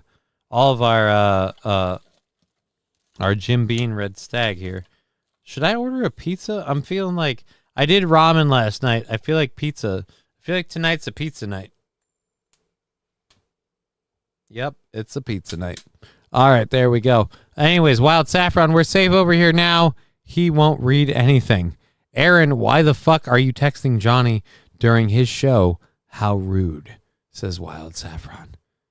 Let me tell you why he's texting me during my show. And I say this also admitting that this man is, as I would claim, my friend.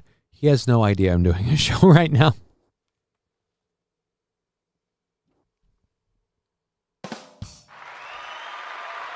He has no fucking clue. If you told him, he'd remember.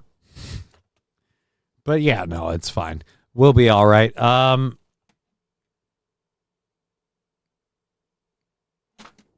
He just wants me to bring my laptop for karaoke, and so we will. Yes, but this was hilarious that the This was hilarious that the Democrats posted this. We'll kick that out of here. We've got 2 hours of the show left for you lovely folks. Labglass has thrown the gauntlet for anyone that wants to contribute to the program. He put 175 in and is asking other people to match it. We are going to count the Twitch towards the public attempt, even though that does include Labglass's contributions. So we will have to say it is an asterisk win for the chat matching if they go through that. Either way, we are fully funded up until next Wednesday. We're taking Monday off. I'm not doing a show on Monday. I'm going to need the time to recover. But we're taking Monday off. We're going to be here next Wednesday, available to do a show for you lovely folks. I don't know if Digger's going to be with us on Tuesday or not. We're going to be here on Tuesday, not Wednesday. We're going to be here on Tuesday. It hot and I drunk now fuck. Yes, I live in Texas, says Jesse ESP. I have no idea what any of that means. What do you mean you live in Texas? I would like you to explain that. What do you mean? When you try Jack Link's Doritos barbecue flavored beef jerky, you unleash the you with more flavor. What the fuck? That's the best ad for Coke ever. It's the best. Best ad for crack ever. Yeah. Nope. I don't want to go to that yet. You can carry.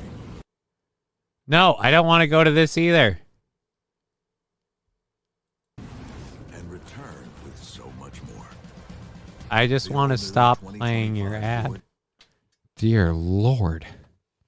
Jesse ESP saying, I live in Texas. Congratulations, buddy. I don't live in Texas. I live in Minnesota. Best of luck to you. Too much is going on this week. He will get around to it at some point. What? Says the rest of your LOL, he forgets a lot. He's a busy guy. I'm guessing he forgot to mail my shirt out too, but I'm not going to be a fag about it and remind him. No, you need to remind him or he's not going to remember.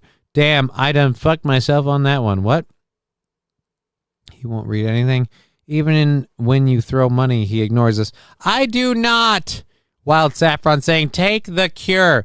That is your opinion, and that cure is anal sodomy. I don't get to have my butthole sanctity returned when I don't have my legs restored. And until you can offer me a full 100% refund on my anal virginity, I will not take your quote-unquote cure. Let someone else who's more desperate than me take it first and prove it right. I don't believe you. Rusty Grammar. So he's basically a girl. I am. And as Rusty Grammar says, pretty much. All right, Fiery Red Pockets. Hey, bud, I'm lurking today. Yeah, Digger is lurking while she does all her Friday cleaning and other stuff that she does on Fridays. She isn't on the show, but she is in the chats. So if you miss her or you love her, like I do, you can get through to her through there. Let's go ahead and go to this first. This is one where I'm surprised, but not surprised. They're talking about it like it isn't the government trying to take property, but in a farm in is it New York or Maine? I don't remember. None of the fencing, none of the were here. It was all open fields. Anyhow, so a family farm that has been run for generations has the government, because of a town hall meeting, they've decided they want to seize this guy's property to make it low-income housing. Keep in mind, he still owns the property. He's been raising a farm and cattle on said property for his life and the life of his forefathers and their forefathers. None of that matters, but meanwhile, CNN wants to say, the town wanted his farm for affordable housing. Then came the MAGA storm. A whole lot of songs that feature the cowbell. I gotta have more cowbell, baby. Thank you, Johnny Chimpo. That is another subscription over there from Johnny Chimpo, Tier 1 subscribed for 46 months. Thank you, Johnny Chimpo, subscribing for 46 months. That is amazing, helping us keep going here on Twitch. Cowbell coming in for you. Bell, yeah.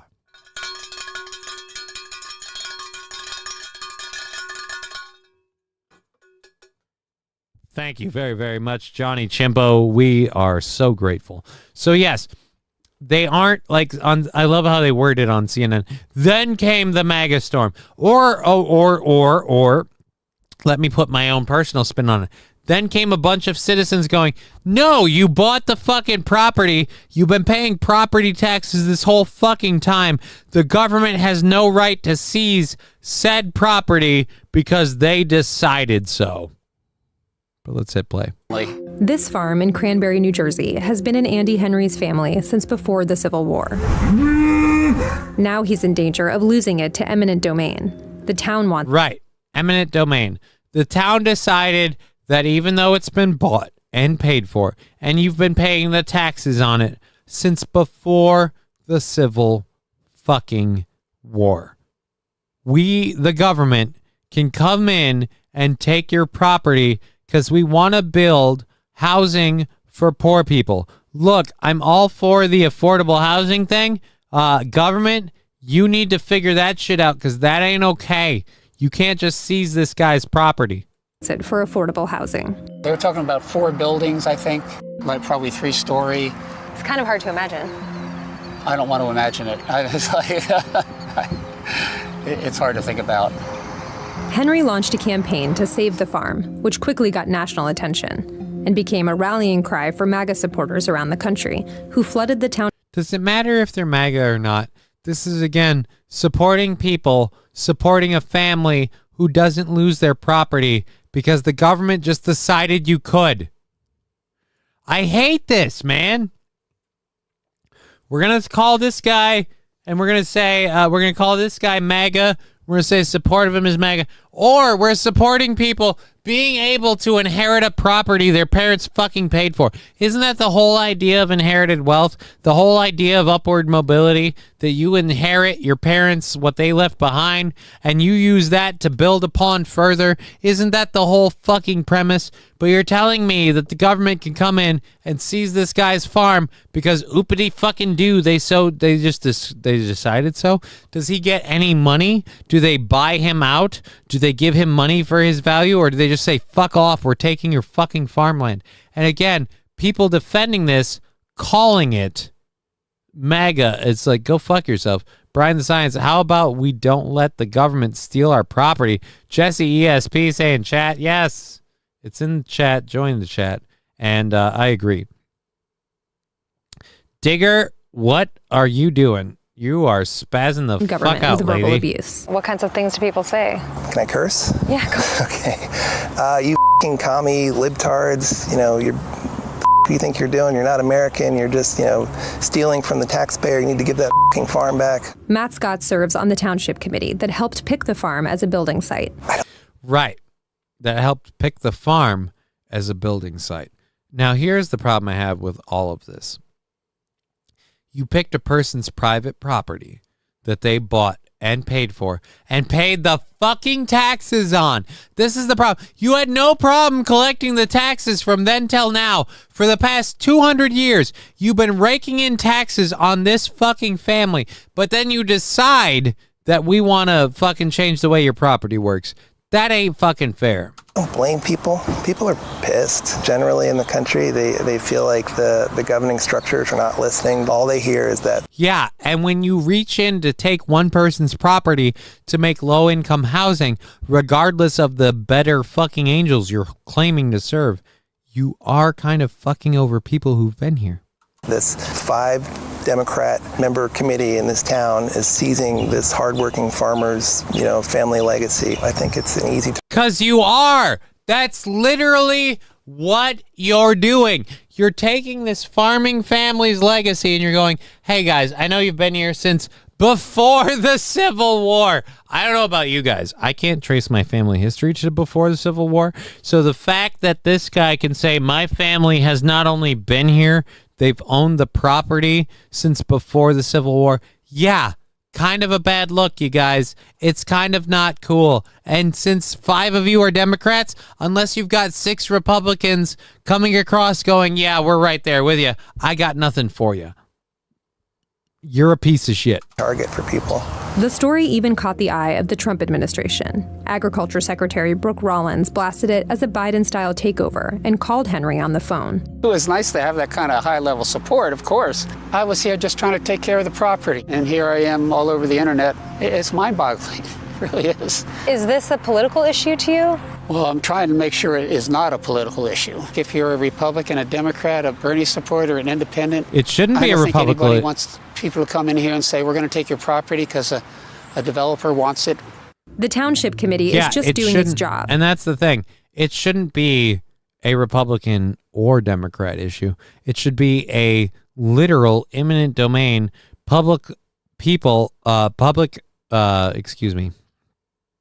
had too many drinks. Public entities telling private citizens whether or not they get to own the property they've paid for. And at no point during this have I heard that sales tax is consensual, at least. We're still shitty, though. What do we get out of it? Shitty cops, potholed roads, degenerate liberal public education. Yay. Right, but this is a clear situation where the town hall went, you know what? We want to build this low-income housing. We can't find the room for it. A developer said this farm would be real nice, so we decided we'd take it from the person who owned it. That's fucked up. State law requires every municipality in New Jersey to build a set amount of affordable housing. Funding is contingent upon following a narrow set of location requirements. And this was one of the sites that we looked at, which Scott says eliminated the other options they reviewed.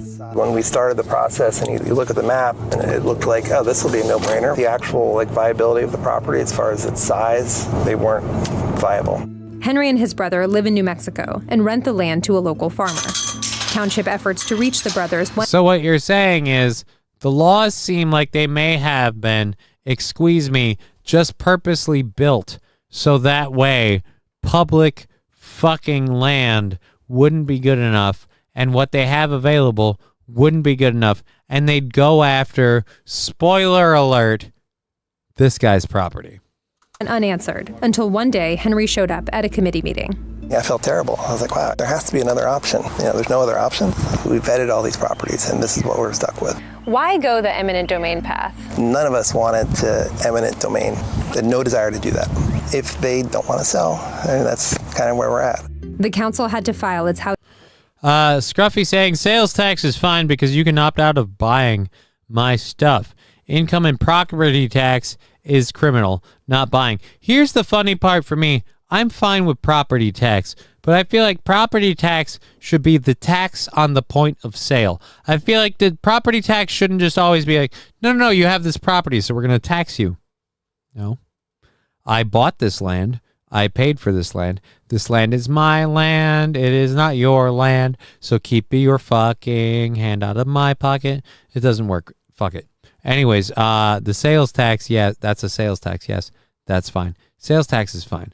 But property taxes, fuck off. Magically, the laws only allow the use of the for the farm. Oops. Ah, what a coincidence. All right. One-time tax on sale. Yeah, and everybody's fine with that. I'm fine with the government getting their cut. But the weird part is the government gets their cut every fucking month, even after the property's paid off. And it's handed down. Again, inherited wealth. It comes nowhere. Digger, you okay? Or is the cat on the keyboard? LMAO, cat was cleaning herself on the keyboard. Yeah, we kind of figured cat on the keyboard. Boo will be part of the stream, even if I'm not. Yeah, Digger, it seems like that's how it's gone. We've got 2:45 left in the show, which means we have about an hour and 45 minutes left in the program for you lovely folks. I am going to be at Stoney's this Saturday. I'm planning to show up around 4 p.m. So hope to see you guys out there. I'm going to have my my super fancy steampunk goggles. Will have their new arms on them. So hopefully they'll be all nice and awesome. And then I'll have my contact lenses, so I won't be wearing my stupid fucking glasses. So we'll see you guys there tomorrow. You can get one of these lovely shirts if you want a I Sit with Johnny Crutches shirt. We'll be selling those. And then on Sunday, I will have definitely not sable antelope meat for sale on Sunday. So hopefully see you guys out at the golf tournament. I'll be on hole 1. I'm the first motherfucker you get to see. And I'm going to call every single son of a bitch putting onto that hole a horrible golfer. Nice stroke, you fucking fat. Anyways, so we're going to be having a good time. We're going to be hanging out Saturday and Sunday for the 14th anniversary show of Steel Toe. Is that right? I think so. Anyways, I'll be with Aaron, Chino, Keanu. I hope to see Oz. I would love if I can post. I'll be posting on my Twitter for all of those of you who are curious. If I can see Oz there and post some pictures of me and Oz hanging out, it'd be great. Fucking solar nuclear is the solution, says Scruffy. Oz, says Saint Aaron. Right, dude. Oz made my. I don't have it here because I didn't make coffee today. Oz made my red laser engraved Toe Boys mug. I love Oz. So let's see that. Green energy is a hoax. Climate crisis actors are the worst, says Rusty. Nuclear 100%. I mean, yeah, everybody's got their opinion. Are you going to watch Happy Gilmore 2 tonight or tomorrow so you can get ready for the golf tournament? Happy Gilmore 2 has absolutely no effect on my golf tournament. As far as me saying, watching it, how available is it? Mr. Q saying, or Saint Laurent saying, nuclear waste, yummy. Mr. Q, I watched it. It was okay. I don't know. I build my own reactor in my back fucking yard if I could get the materials, says Rusty. Well, a lot of us might go that route, but we're not worrying about it. I need to check the Venmo and the PayPal and stuff before we move forward. Oh, my Rumble payment came in. Nice. I don't think we're missing anything then if we've got all of those. All right, we are good. You know how toxic solar panels are, right? Oh, yeah. Solar panels, fucking wind turbines, all of that shit is horrible. And the best part is the people telling us you're polluting the environment with your coal and your oil. It's like, right. Do you want to look into what it needs to make one of those lithium batteries? Or maybe some of those high energy transfer panels? Johnny, you now need age verification to watch porn in the UK. Saint Caesar, if I'm using you as any sort of metric for the UK in terms of thirsty motherfuckers, that makes sense. Y'all be fucking horny as fuck. So, age verification. Okay. Also, I don't live in the UK, so I can't affect it. St. Caesar, how funny would it be if this was the catalyst to them overthrowing their government? Actually, there are. Let's see if we can find... we got to finish this thing here. Plan by June 30th. I also want to add, shame on Matt, shame on Robert, shame on Deborah, shame on Lisa. As the deadline approached, town meetings turned tense. When a man has a farm for 150 years and you want to take it? Do you feel like the bad guy in this story? No. You should, 'cause you are. You want to take a farm that's existed for 150 years because you want to build low-income housing because you don't want to lose federal funding. Go fuck yourself. None of this is about the farm owner. None of this is about what's best for your community. It's about what's best for your fucking internal government. I empathize 100% with the Henry brothers. Again, I feel like the greater good is what my responsibility is towards. The greater good. The greater good being making sure your government, your local government, keeps getting federally funded by following these stupid arbitrary rules enforced by the federal government, who doesn't take your local government's specifics into account. Town's final plan, which now sits with a state judge, calls for half of the farm's 21 acres. Even if the town forcibly takes the land, it would have to pay market value. Meanwhile... Yeah, market value, which is highly, highly negotiable. While the Henry brothers applied to protect their property through a state farmland preservation program and filed a lawsuit aiming to block eminent domain. Do you think you're going to win this fight? I do hope think so. But they have to build affordable housing. Yeah, and we're not opposed to that. It's how much and where. What is your hope for how this situation resolves? Well, obviously we want to keep our entire property. I'd like to see some of the divisions in town heal. My ancestors are kind of still here. I kind of feel their presence. But that's why we don't want to give it up. It's just like a part of us. You've had the fucking property for 150 years. You don't remember a day when that wasn't your family farm. I don't blame you. I don't blame you. I understand. I'm empathetic as fuck, man. I get it. You've been there for so long. This is your family's property. The idea the government can come in and take it to put in affordable housing because they just effing decided they needed to so they can keep getting federal funding. Fuck that. You know, that's all I can say. It's just a part of us. All right, so there's that. Did you know? No, I don't know, and I don't want to know, so don't tell me. Once upon a time, refrigerator pouches. Fuck off. If people can't jack off without giving their ID, there will be riots. St. Caesar, if you need online porn to jerk off, you've got a problem. If you can't manage it on your own, you have proven that you have developed an issue. I burn my trash, old furniture, tires, etc., cleaner than dumping into the river or in the ground, says Rusty. They eminent domained my family's riverside property to build a county library. We had that land before the town was built. Fuck the government, says Balls Deep. Here's one. Ivy's mom's grandmother had a property that got bought out by eminent domain so they could build gas stations and a fucking highway and all this other shit. It was a lovely house on the side of the hill. It was paid for and everything else, and they got maybe a fair price on it. But the whole point is, grandma's property and everything that she had going forward, there's absolutely none. There is no inherited wealth in that. She went to a fucking townhome in a fucking area. So it's just crap compared to what was originally a beautiful house, a hillside property, an amazing amount of land and home. And again, they bought it up and took it from her family because they wanted to put it in a bigger road. It's fucking bullshit.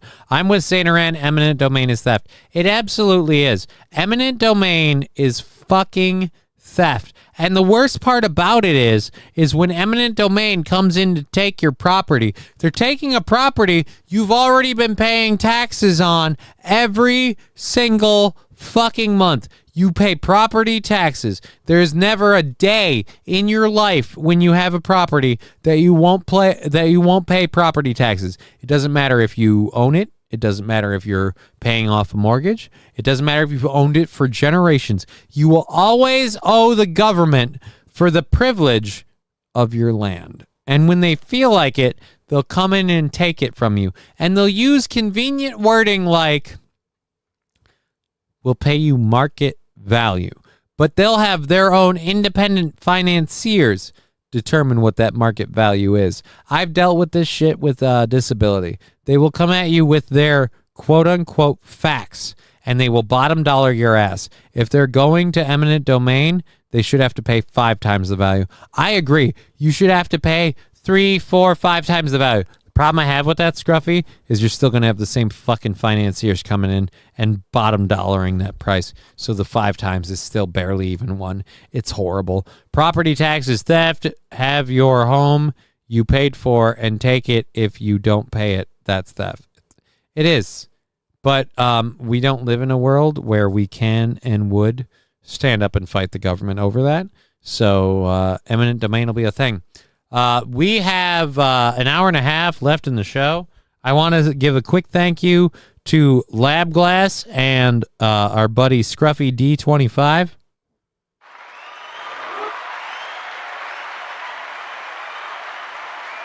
huge supporters on the program today, Lab Glass and Scruffy D25. We pretty much are all bought out almost for next week, so thank you both so very much. Let's keep moving forward. We've got a trailer. I hated Marvel's fucking wokey bullshit. I was hoping the whole WB franchise, I was hoping it would fucking turn around. It ain't. I got bad news for you. The Warner Brothers is releasing Aztec Batman, where evil white Europeans come to destroy the peaceful natives. Look, I'm not saying white Europeans didn't come here and upset native cultures. I will say those native cultures maybe weren't necessarily peaceful, so we'll go into that in a minute. We'll check out the preview. Yellowstone is a great example of what? Yellowstone is a great example of how the government and major corporations are a problem and need to go, but people are lazy and enjoy their convenience of a one-stop shop versus supporting their neighbors and local economy. Absolutely. I'd say COVID was the same thing. I'd go to war against the government 1776 style any day just so my kids and theirs don't have to deal with this shit, but I can't do it alone. And that's how they beat us. None of us can do it alone. We have the Second Amendment, but that doesn't mean a whole lot. I'm rooting for the Euros. The native cultures scalped and enslaved each other, says Scruffy D. Right. The native cultures. Again, this is one of these liberal left myths that the native people were so benevolent and peaceful and all that. No. They were every bit as horrible as the Europeans. The difference was they weren't immune to smallpox and they were technologically disadvantaged. That's the difference. Literally, that's it. And anyways, so we have the trailer for the new Aztec Batman Clash of the Empires. I'm going to say this. I don't know why we need Aztec Batman. Like, no offense. When I think Bruce Wayne, I don't think, yeah, that's a guy who's based in Brazil. Why are we doing Aztec Batman? It's just such a reach from that part in general. But we're going to hold on to the Batman tropes. We're going to keep all of the Batman stuff. We're just going to make him an Aztec. I don't know if you know this or not, guys. That doesn't really make sense. All right, but let's check this out. It's 2 minutes and 13 seconds long. This is the trailer for Aztec Batman. A wise man told me once, fear can kill you or inspire you to action.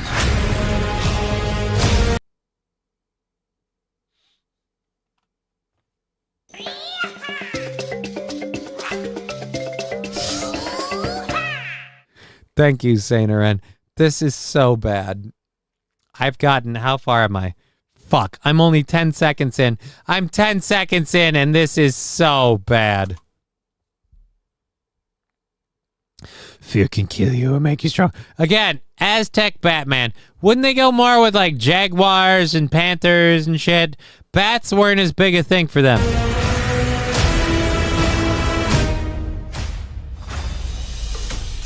My son, when you take my place, it'll be your duty to always be ready for battle. Remember, when you take my place as the inheritor of Enterprises. Look, I'm not saying you can't make a superhero character based out of the Aztec Empire. I'm just saying putting Batman on that mantle doesn't make a whole lot of sense. And if I could, considering how things go, so this is going to be a fucking bummer of a story, because spoiler alert, I paid attention to history. Aztec Batman is going to lose. What are those? They're called boats, you ignorant piece of shit. My hands control the power of destiny. What I want is gold. Impossible. We have strict rules in place that forbid this. Rules are rules.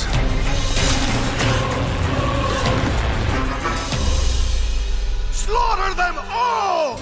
Remember, guys, It's not the people that had regular human sacrifice, cannibalism, or any of that shit. It was always the Europeans who were like, slaughter them all to the peaceful, benevolent Aztecs. Are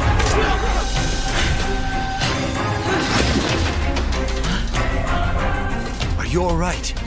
Where's your father? He's not here because he's black, so he left as soon as my mom was pregnant. Oh, we're not going to do that part? Fucking pussies. I'm going to stop Cortez. I want you to train me to become the greatest warrior that the world has ever known.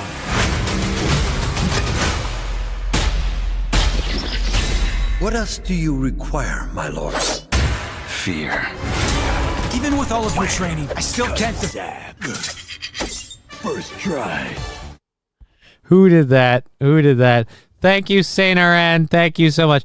This is so fucking bullshit. Again, they wouldn't... Again, the animals that the people of these cultures kind of tended to embolden and embody, all that, we'd be better off with jaguars, panthers, snakes maybe. Bats wasn't a really big thing.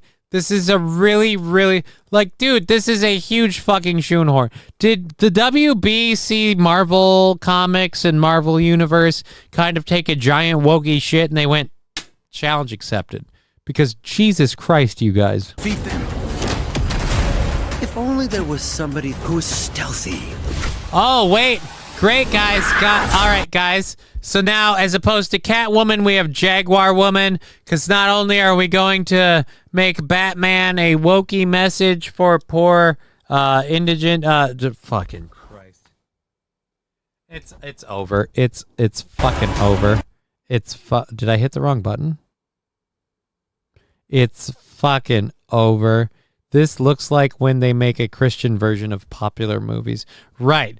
Brian the Science, this looks like hot shit. It totally is. Bad Desert. Where's your father? He went to get milk. Find that bat and that cat.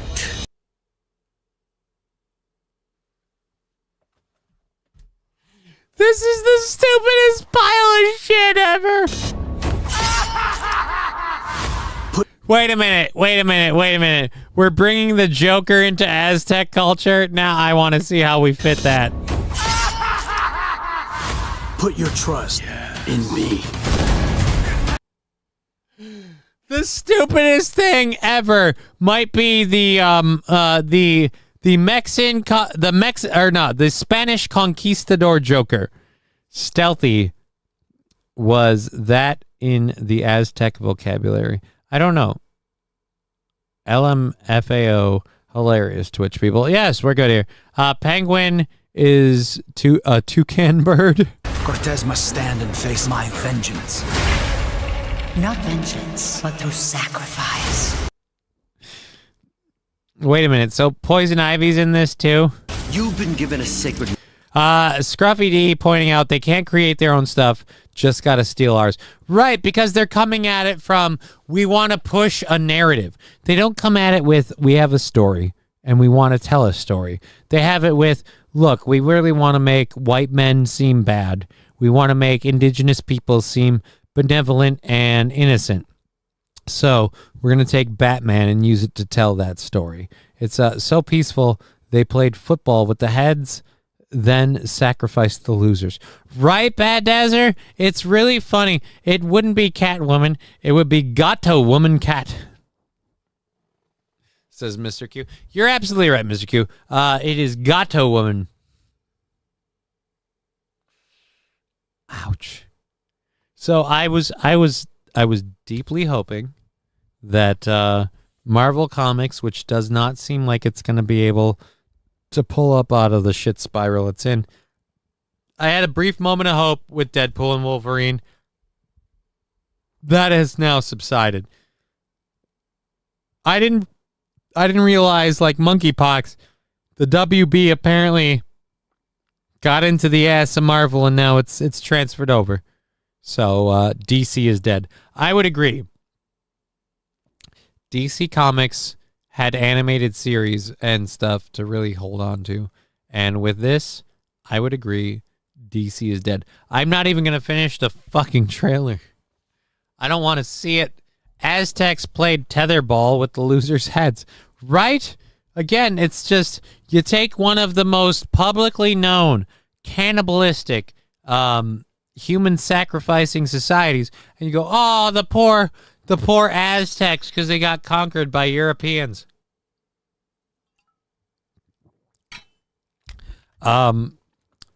Scruffy calling it terrible goy slop. I don't know why you would.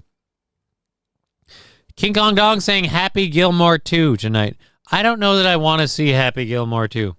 I've got Ivy's mom is getting my contacts for me. So for the rest of my night, I'm getting everything together for tomorrow.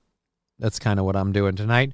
We'll be getting ready for that. So that way I can get up, shower, shave, and head out tomorrow afternoon to meet people at Stoney's, hang out all day there, do the comedy show, and then fucking go home, get some Z's, pop up the next morning, and go to the golf course. I am going to take Sunday afternoon and Monday at least to recuperate, possibly Tuesday morning.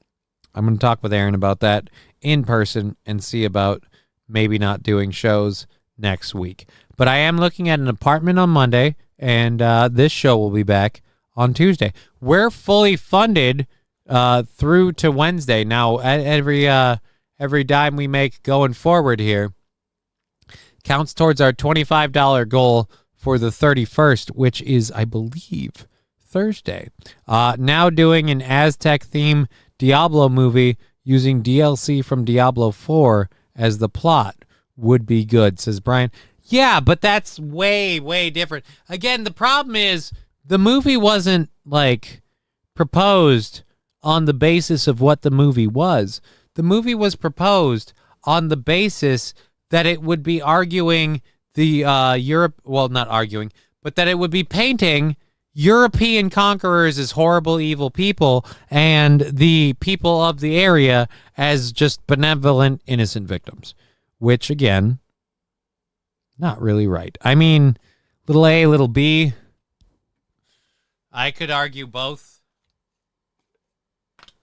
So, who knows? I'm watching to watch, but my expectations are Grown-Ups 2 level. Oh. That's why I don't want to watch. I don't want to watch because I don't want to take, like, Happy Gilmore was one of my movies in my childhood. I don't want to take Happy Gilmore, a movie I grew up with. Fuck, you eat shit for breakfast? Like, I don't want to take that and shit on it because of the sequel. I love how the Europeans are bad, but South America is primarily Christian. Well, that's because we came over and we changed them. Who bought that over? Who brought that over? Yeah. Let's ruin Star Wars, Ghetto Wars. Oh, Luke having a father wouldn't work too far. Well, I mean, that's why Star Wars, they had to have a black man voice Darth Vader, but they couldn't have a black man play him. All of these movies make Paul Blart Mall Cop look good, says Brian. The Fantastic Four is good. Apparently, I've seen the post-credits screen for it. Doom is going to kill a lot of Avengers. Fill some holes, eminent domain. Whose domain? Confused. I don't know. I'm not. Bad Santa 2 was good, but you can't top the original. That's my expectation. Yeah, kind of like if they made a Santa Sleigh 2. Like, it wouldn't be as good. It wouldn't be as good. It's a one-off. You can't fucking change it. I agree. I liked the first one. Don't need a second. There was already a happy ending. For Bad Santa or for Santa Sleigh? I'll wait. What do we have? I love that movie. Goldberg's one-liners are legendary. Right, dude? Move, bitch, get out the way is probably my favorite scene of any movie ever. When he's stuck behind a fucking old lady in traffic and he's just, move, bitch, get out the way. And then he fucking knocks her off the road. I agree with you, Scruffy. Santa Sleigh is an awesome, underrated movie.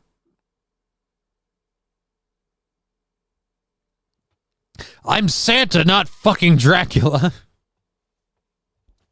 There's so many great points in that. They take out the Hell Bull, the Hell Bull with a fucking rocket launcher.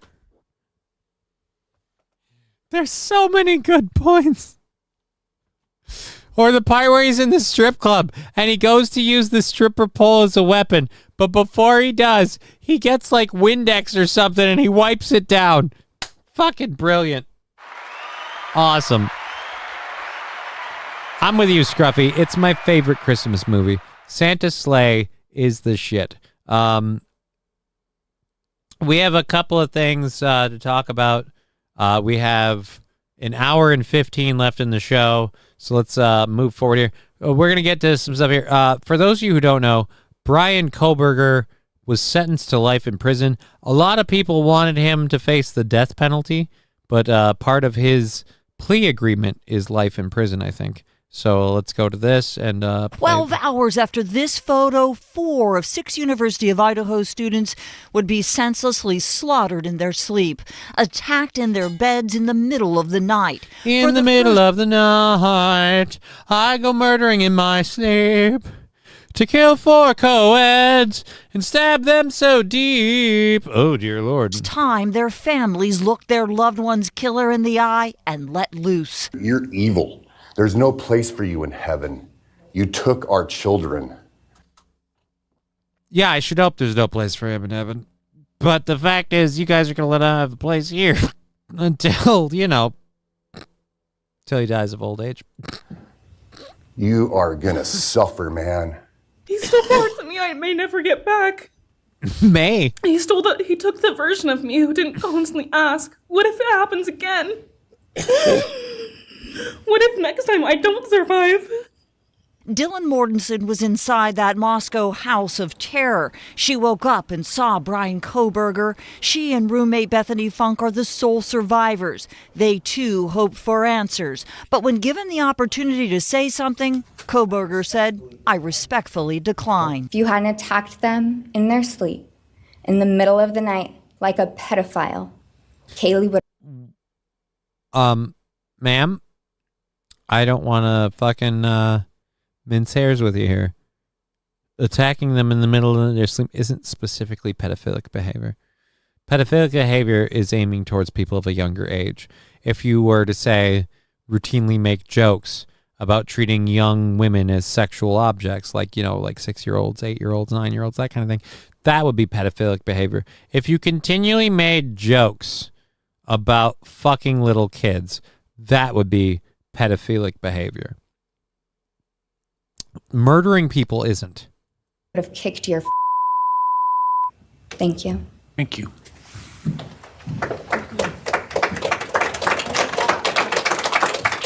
Again, telling him he would have kicked his fucking ass. Good for you. The guy's going to get life in prison. Nobody's going to fuck with this guy because they're going to be afraid of the scrawny white weirdo. Even Hitler, choked up at times, said Koberger is the worst of the worst, with no hint of remorse or redemption, let alone regret. Evil does not deserve. Brian with me. What? I don't understand that PDF comment. Because it doesn't fit. It's just kind of like dying to put something in there. Our time and attention. Sorry, cheese pizza deserves worse than this fucking head. Right, like this guy's not a cheese pizza person. He's just a piece of shit. We are done being victims. You're done being victims. He's gonna life in prison. And this is where I land. Like, if he's guilty of this, if he admitted he was guilty, life in prison. No. What? He's never going to get out of prison. So what's he going to contribute to society that justifies that? He killed people. Fuck it. I think she meant to say pitiful, not pedophile. Probably true, Digger. She might imagine that someone who's had close members of their family murdered. Little emotional. Can't imagine why. Can't imagine why.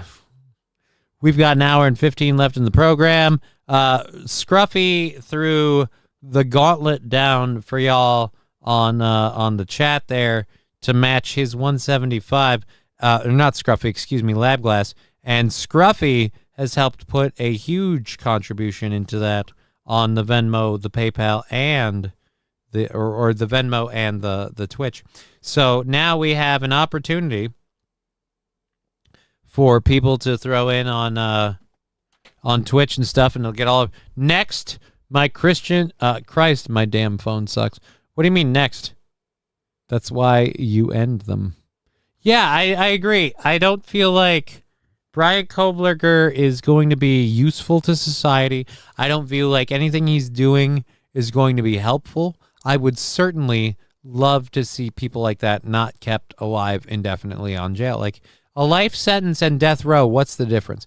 Gremlins will always be my favorite. Santa Sleigh is second, followed by The Fat Man. I have not seen The Fat Man, and I'm starting to think that's a very huge oversight on my part. I'm going to be honest. I have, let me pick my leg up here. I hate having to do this crap. Come on, you bastard. All right. I'm starting to feel like I really need to see The Fat Man.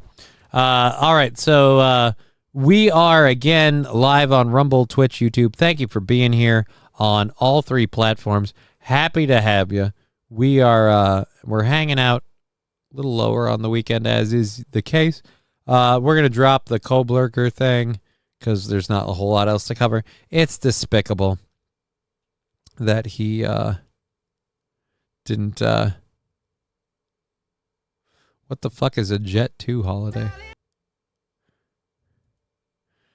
So people were reporting this the other day, and I didn't think they were serious. Chuck E. Cheese got arrested in Florida. Nothing beats a Jet 2 holiday.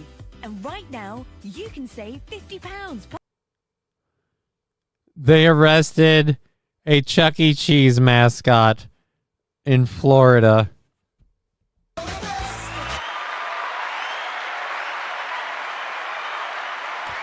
Mad Max Mardigan, I know entirely the premise of The Fat Man. Mel Gibson plays Santa who hates what Christmas has become, and there's like a mobster kid who wants Mel Gibson's head because he gave him coal, and it's Walter Goggins, I think, playing the hitman that I'm a huge fan of. No, I don't want to open link in new tab. I want to open image in new tab. So yes, we'll open these two images in new tab. Grab this story for you guys. Again, people were telling me about this yesterday, and shame on me for not believing them because they were absolutely right. Chuck E. Cheese arrested in Florida. I would like to know why. Chuck E. Cheese is arrested in Tallahassee. The Tallahassee location, who had to witness their hero Chuck taken away by the police, especially for the birthday boy or girl who was celebrating inside the joint at the time of the arrest. As far as the guy who was and his crime, it looks like Jermel J. Jones, this lovely individual. Jermel J. Jones, who allegedly stole a credit card and used it fraudulently and also used personal identification information criminally. He was booked and released on $1,000 bond on Tuesday. And again, the poor traumatized children that just wanted to have pizza with a rat. This is one of the other things. Like, do you feel bad when the rat gets arrested? Weird furry, I bet, says Shade for Days. Nope, just an identity theft with an average job. They're never beating the allegations. Who's never beating the allegations? The police should have made him take off the suit. They took the head off out at the car. And then the Aztecs will grow great weed and sell it to Whitey. They do grow great weed. That rare Aztecian green. Black dude stealing, bro. I will say this. He doesn't do a lot for stereotypes. It's just like, dude, do you understand how you make your community look when you behave this way? Do you understand how it comes back on you? Never? I've never, ever heard of Santa's sleigh, says Sandy Squatch. You've never heard of Santa's sleigh? Hold on a minute. Wait a minute. You weren't here a couple days ago? We're going to play you the trailer. I did this before for Digger. she hadn't heard about it. I'm going to do it for you too. It is Goldberg's greatest movie. It's released in 2005.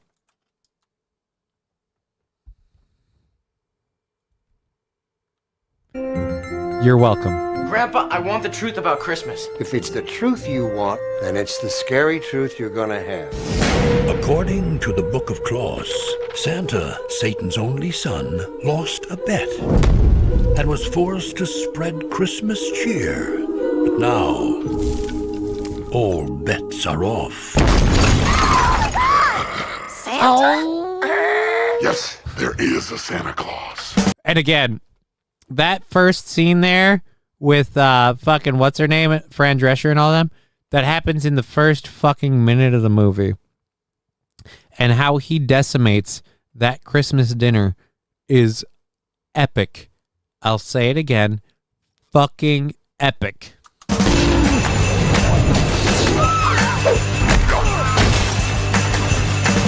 Ho, ho, Hose.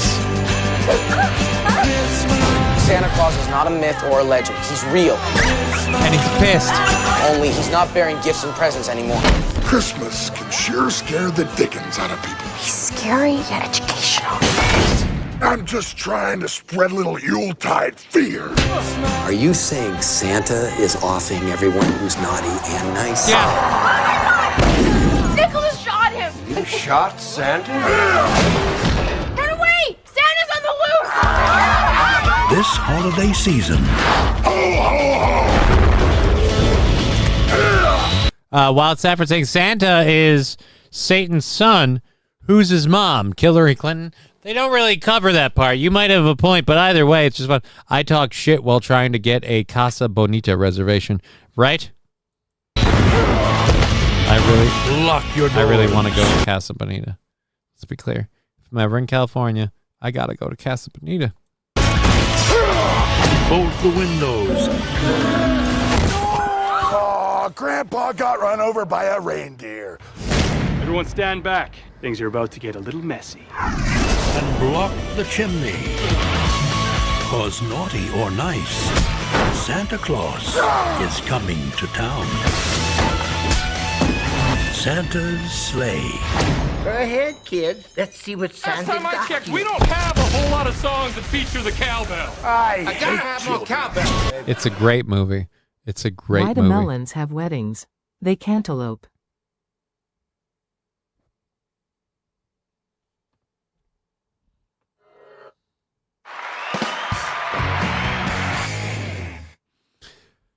Thank you. Who was that? I am Walter subscribing with 43 months on Prime. Is that on Prime or just on Twitch? Subscribe for just 43 months on Twitch. Thank you for subscribing. 43 months. Cowbell coming in for Walter. Bell, yeah.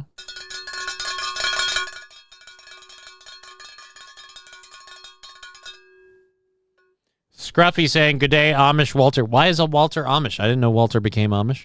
That's news to me. Do the jackhammer, Goldberg. What the fuck is Casa Bonita, says Brian the Science. It is a Mexican restaurant most prominently featured in South Park that actually exists. And Matt Stone and Trey Parker bought Casa Bonita in Colorado to open it. In fact, what's Casa Bonita?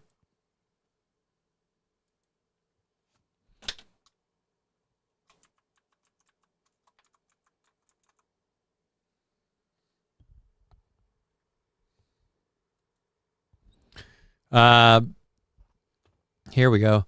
9 months ago.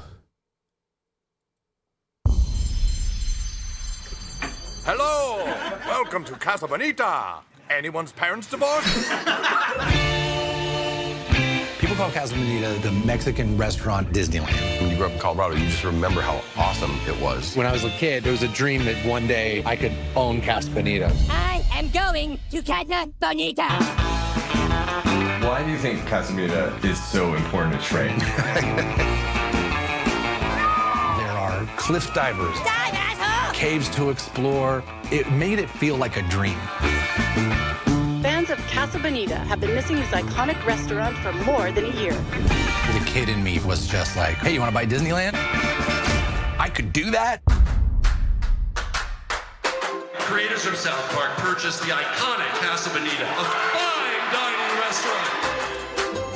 Are you guys just playing around? No, we are renovating and opening an amazing restaurant. Welcome to Casa Bonita. Howdy, partner. Tarnation. And we can't afford to build that, so let's just get a dude to do that. We've inherited this building that is fucked. $4 million for HVAC, new kitchen, that's probably in the 2 range. Have you ever seen Kitchen Nightmares? This is what every air duct looks like. It's the most dangerous thing I've ever seen in my whole life. We have 2 days. I expect all the drama to cease. It is such a shit show. But they bought Casa Bonita because they fucking wanted to. Like Chuck E. Cheese and Rainforest Cafe met something cooler. FYI, Casa Bonita means beautiful house. Thank you, Jeffrey. I didn't know that. I'm so grateful for the continued additions you put to the show. Walter is a bot, says Rusty. Nice. Pedo jab. Hippie, the intended heard it. I used to work with Shelly. LOL, says Shade for Days. At least according to the retards on YouTube, even though we all know he's been around forever. Okay. Well, they have billions to spend on it now. Yeah, they've got a lot of money to spend on it. God, this isn't ready. Tensions are high. Is like a possibility that it just never opens? Yeah, it is. I've never done anything like this. Any savvy business person would say, get out now. That's not the point. I better go start making some new TV shows. I better go start making some new TV shows, right? So yeah, that's the thing. But I think the waiting list at Casa Bonita is probably pretty big. Anyhow, there we go. There, we're done with you. We're done with you. I think these are our second hour stories, so we still have all of our third hour stuff to get into. Jeffrey Epstein. How are the goals doing, Johnny? You were short yesterday. Rent is due on the 1st. Again, I don't pay rent here. I pay the mortgage. The goals would have to consistently miss before we've reached not paying bill level. It would have to be like, I'd say a good couple weeks of not hitting before we've reached not paying bill level. As for that, we today doing phenomenally. Thank you for asking. Lab Glass threw in $175. We've had over $100, probably closer to 115 or 120 from Scruffy D. So we're doing good. However, Lab Glass did kind of call all of you guys pussies who don't try to match him. And since I don't know that you've ever put in $1 on the show, Jeffrey Epstein, ball in your court. So let's go ahead and see how that goes. All right, so FBI is announcing the shutdown of major dark websites used by cheese pizza enthusiasts in what they call Operation Grayskull. Hi,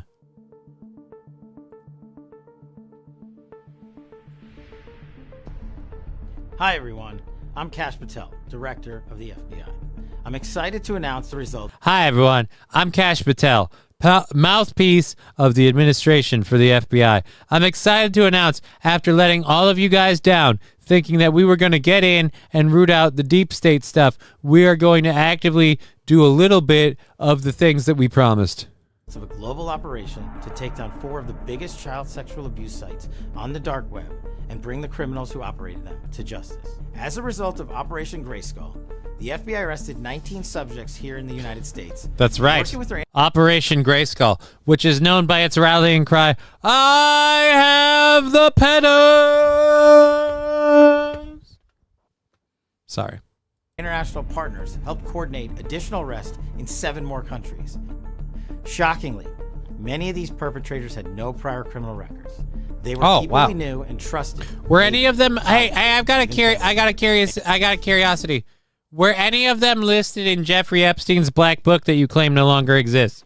I'm just wondering. Any of them at all?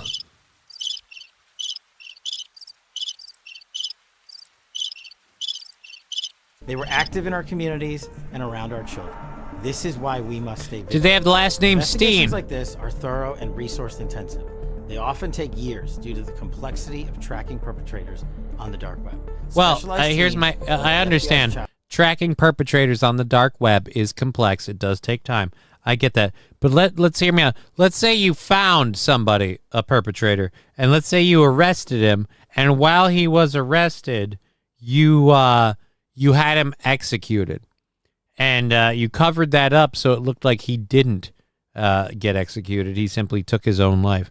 Would covering up that cover-up be something that warrants legal intervention? Maybe a little? Child Exploitation Operational Unit worked tirelessly to find those who harm our children and put them behind bars. Could you talk any quieter? Partnerships and dedicated resources, the FBI works to ensure that all children have the chance to grow up safe and free from exploitation. I feel like you didn't read this beforehand and you're going off the teleprompter and it's not going well for you. Assured, we will keep hunting these criminals no matter where they are. Thank you for keeping our children safe. You're not keeping our children safe. Again, you did kind of sweep for one of the largest essayers. Jeffrey Epstein saying there is no book. It was all written on the back of a napkin from TGI Fridays and then copied to the back of a napkin from Margaritaville. Selling child slaves in Margaritaville. He looks coked out. Yeah, it doesn't look right. Thank you for... I wouldn't have gone coked out, but you're right. Something... This face doesn't look okay. Like, I feel like opposite this camera was his entire family at gunpoint.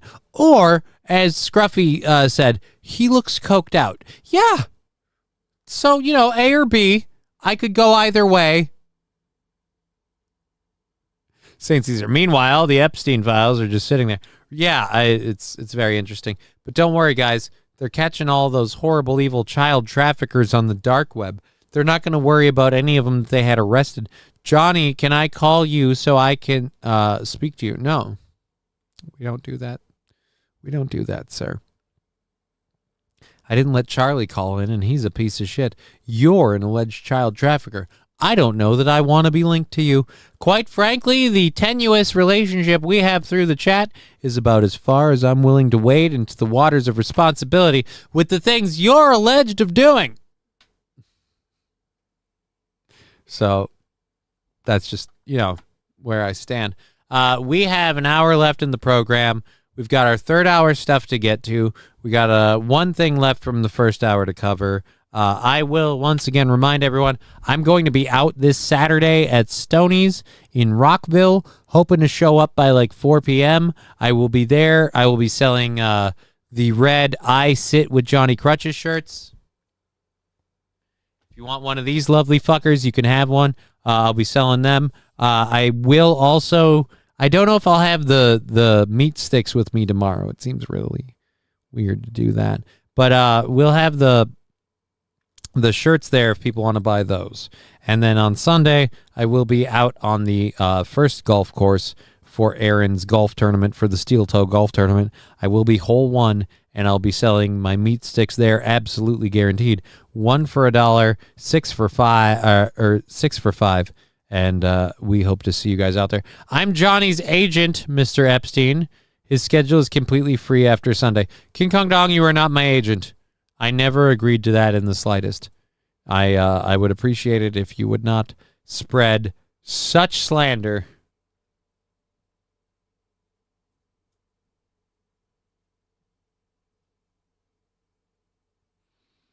Alrighty, so there we go there. Our next thing that we have for the show today. Again, only about an hour left in the program. Strippers got me banned. Can I get the call-in number? Asking for a friend. Yeah, the call-in number is non-existent.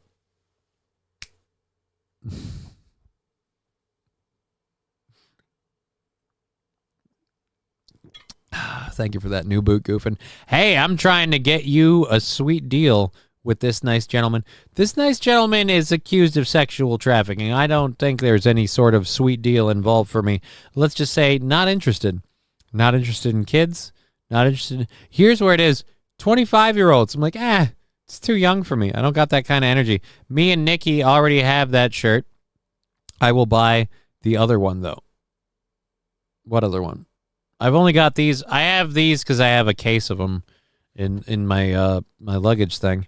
The other ones are on the merch site. All of my other shirts are on the merch site, which is direct to order. And do we have it up? Nope, that's the fundraiser. No, wait, there it is. We do have it up. So we have the merch site where you can get all of these lovely shirts. Here's what I would love to do. I'm going to be posting pictures on Twitter throughout the day.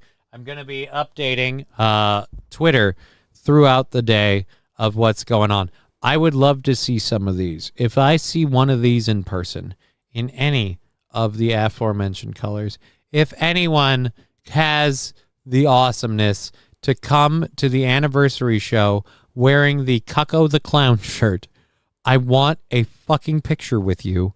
You have to come find me. Again, if you go to the anniversary show wearing the Cucko the Clown shirt, you need to come find me. I need a picture with you proving that it's a real thing. So please do. That's all I'm saying. Please do. Cash can flip off. Lying liar who lies, says Wild Saffron. Have they arrested anyone or just shut down the websites? Wild Saffron, they shut down the websites. They've made no mention of any arrests because, like I said, you guys had that whole Epstein thing. You could go after a lot of people who maybe might be involved in these kind of events, and they didn't. So how much do you want to bet that some of those websites were run by some of those clients? So, yeah, I'm going to bet we're not going to see any arrests, and we're not going to really cover. It's really easy to say, hey, we shut down the websites. The government's doing its jobs. Even in response to Kash Patel's tweet, people were saying, hey, remember 2-3 years ago, the FBI was attacking PTO moms and blah, blah, blah, blah, blah. This is at least a step in the right direction. It's the low bar, or the fucking, what is it called? Whatever. The low expectations is the point. Lowered expectations. Anyhow, I will buy the online ones. Yeah, dude, go for the ones online. It's a better way. Streamlabs is a very great, source for merch. They are very reliable, easy to work with, and if there's an issue, they're easy to deal with on that front. The products are pretty good quality, and I love them. I'll be wearing the Digger 420 shirt on Saturday, the Johnny's Exotic Meat Market shirt on Sunday. So you can either get those yourself or catch me in them. Let's go over to this. Our last story, because we're getting up against it here. We got about 45 minutes left in the program. Bad Desert, low-hanging fruit. What's low-hanging fruit? My balls? The soft bigotry of low expectations. Thank you, T. Jefferson. That's the wrong term, though. This is what happens when we smoke a bunch and drink on the show. I'm a little extra stupid. And a lot of you going, aren't you normally stupid? Yeah, that's why we said extra stupid. Joe Biden has obviously made his mark as a president. If you told me while he was president that anyone would suggest his son Hunter could be president, I'd be like, you're high on crack, and probably Hunter Biden. I can't believe I'm about to hit play on this video, but Joe Rogan says he believes Hunter Biden could be president. That's the best ad for Coke ever. It's the best. Best ad for crack ever. Yeah. And he could be president. How about that? How about that? That kid, How about that? He could. Hunter Biden, after all he'd been through, look, we all his dirty laundry's all out there. We all see it. He was a freak. He's not wrong. Speaking of which, he's just smart. He's not wrong, but God, do I not want that to be a thing. Although I will admit, a president whose foreign policy is, you don't like illegal immigrants? How about fuck you? Like, I gotta admit, that's an interesting tact. Smarter than his dad when his dad was young. And he was a crackhead. He spoke so eloquently about crack just then. Hunter Biden made headlines from his Channel 5 podcast interview where he talked about crack versus cocaine and the woes of the Democratic Party. He defended his father, former President Joe Biden's performance, claiming he was on Ambien. Yeah, regardless of what he claimed, it's just the fact, again, Joe Rogan has already endorsed the idea of Hunter Biden as the next president. I'm worried for our country now. I was hoping Gino and Keanu would have the Cucko shirts. Maybe they do, Lab Glass. I don't trace the orders specifically. If you buy merch on the website, I don't know specifically who you are. I know that an item sold. I don't even know specifically the item you bought. I get the, let's call it the meat. I get the trimmings. So Streamlabs takes the cut for the vendors that make the products, and they all get their part, and I just get the after, and the after is literally a lump sum saying boom, so it doesn't even break that down. I could go in and look to check, but, low-hanging fruit or skid marks. I didn't catch that. Hunter Biden don't like the yellow people. No from the Asian voters. I didn't know Hunter Biden hated Asians.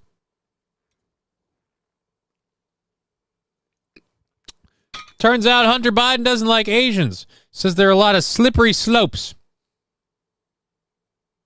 What? I don't get it. Cheers. Yes, hello. Hello. Cheers. Welcome to the show. We have 45 minutes left before we go out. I have to grab my third hour stuff. We are on to the third hour. Hunter Biden for president. Bring hookers and blow back to the White House, says Wild Saffron. Over on Rumble.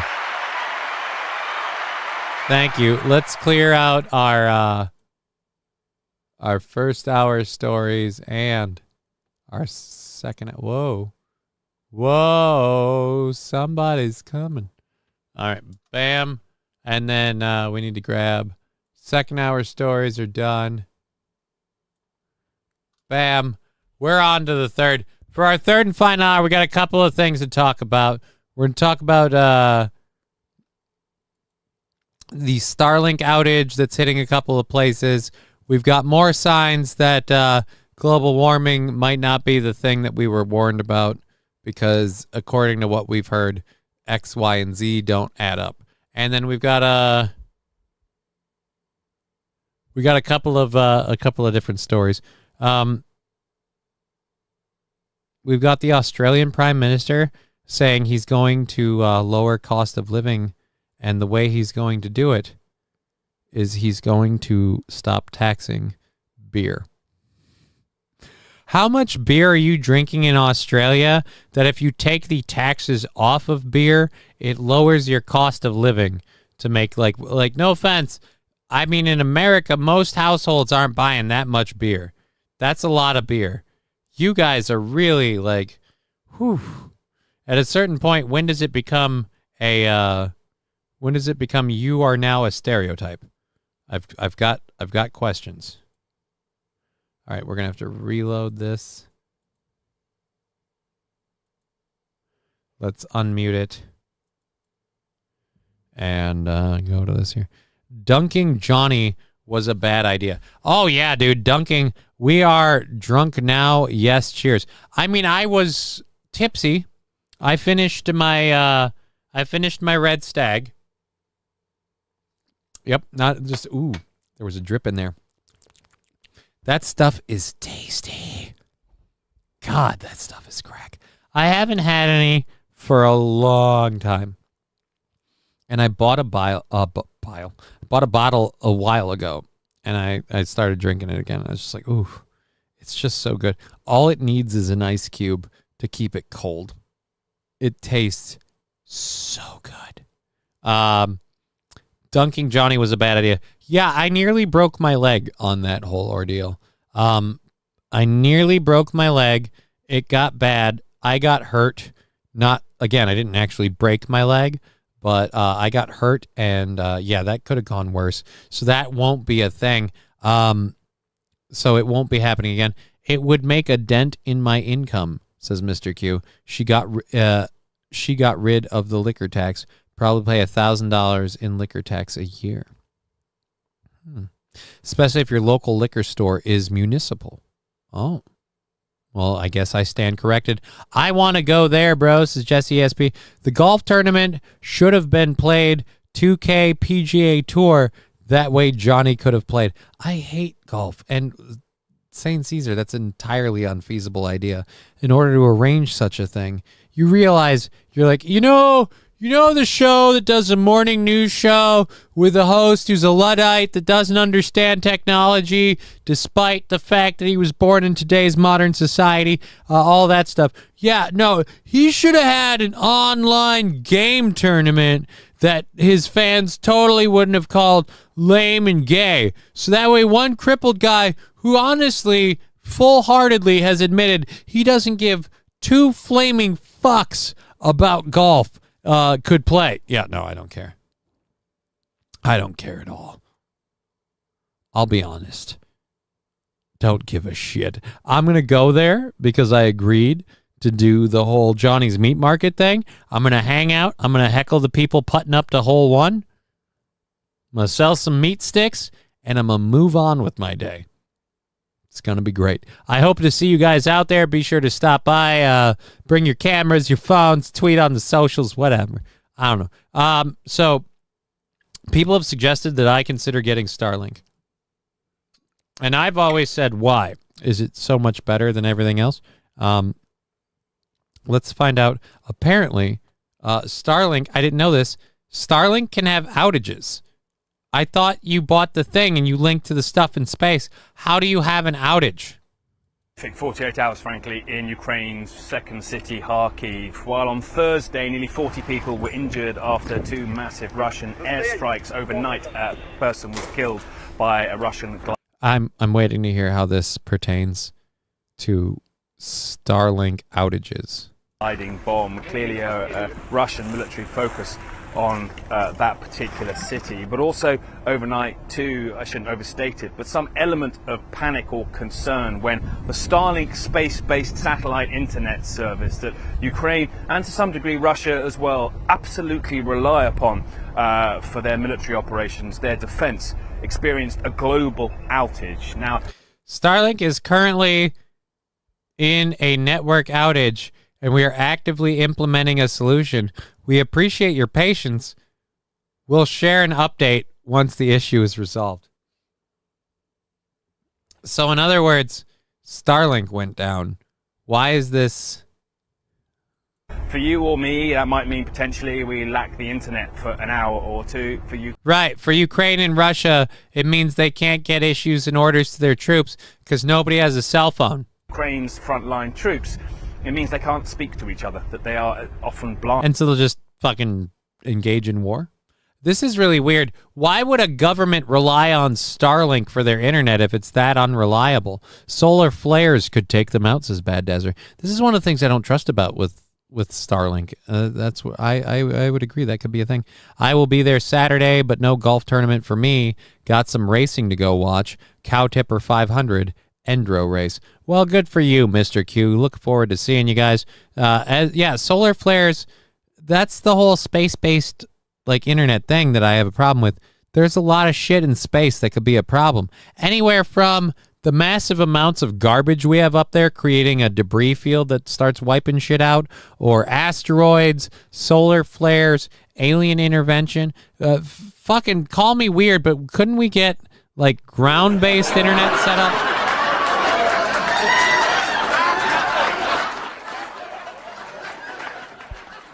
Thank you for the channel points, Jesse. Love to have you guys. Glad they're here. So they're blind. So great, they're blind. That means they can't shoot at each other? Working purely. Are you saying we can end the war between between Ukraine and Afghanistan, or not Afghanistan, Ukraine and Russia, if we just take out Starlink's internet? Their own drone operating devices and what they can see around them. It was a guys, short they can't outage. drone Ukrainian each other. officials insisted that they managed to pick up the gap and the difference there, but then that left many deeply concerned about what might happen again, and indeed what indeed caused it that particular time. Again, we kind of pointed that out to you, buddy. Probably like solar flares. Reminder, I think, of how fragile Ukraine's defensive positions are. It's not fragile. It's bullshit. All right, we're going to close that out. How fragile it is. It's not like anything happened to them specifically. It just happened. They had an outage. It affected a lot of things, including those. We have a half hour left in the program. I'm waiting for this ad to get over as we move through our third hour stories. Mr. Q saying Chinese hacking. Is that your opinion or an actual fact? I mean, if there was a DDoS hack, I'd be more than willing to believe it was Chinese in nature. But I don't know about that. When the Petroglyphs were hold your fucking tits. I'll get to you. If Starlink goes down, the war can't continue. Wait, how's that a bad thing? Right? That's what I'm saying. I'm saying CNN inadvertently said that if you want peace between Ukraine and Russia, all we got to do is take down Starlink. So, fucking A, I guess fuck Elon Musk. Let's take down Starlink and stop some frickin' wars. All we got to do is just take down Starlink, guys. It'll be fine if we just take down Starlink. I find it hard to believe that any major military force has contingency plans for maintaining communication, right? Nobody would ever go, you know what? Well, we're going to rely on this. We don't need a backup or a failsafe. Why would we? Odd, China just shot a laser at Starlink. Now, here's the question I have. As Elon Musk, being the owner and the proprietor of the company that created Starlink, what do you do when China shoots lasers at you? How do you respond? It's not like it's an act of war. They're attacking you, an individual citizen and businessman in this country. I don't understand.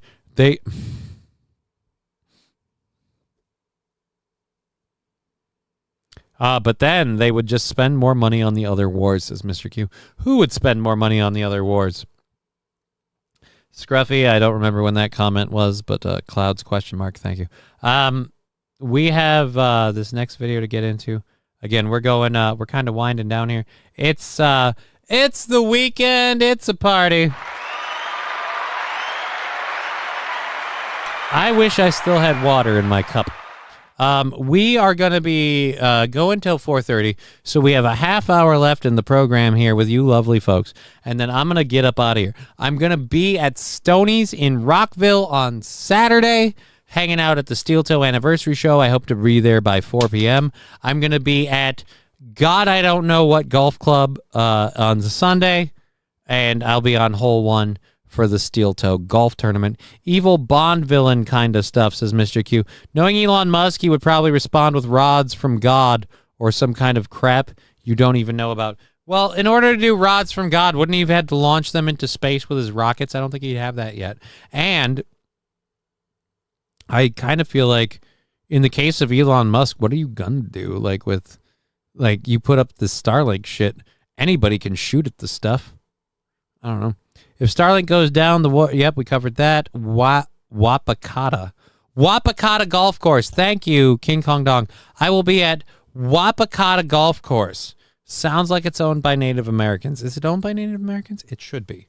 It should be. Otherwise, fuck its name. Anyways, I'll be at Wapakata Golf Course on Sunday. I'll be on hole 1, and I will have a limited supply of meat sticks available. 1 for $1, 6 for $5. should be enough for everybody, but we'll see. First come, first serve is how we're doing it. And,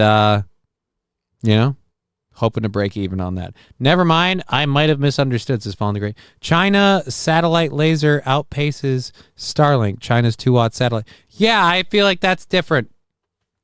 That's not the same. King Kong Dong, I'm getting your meat Sunday. Well, good for you.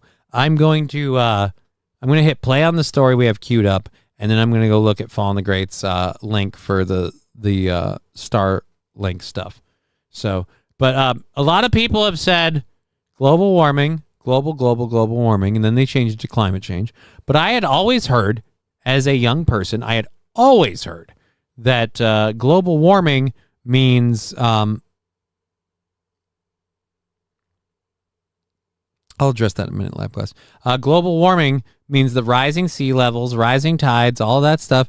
And now they changed it to climate change because, spoiler alert, that shit isn't happening. But not only that, we have sea level recessions. And we'll cover that in a minute for an area that's effective.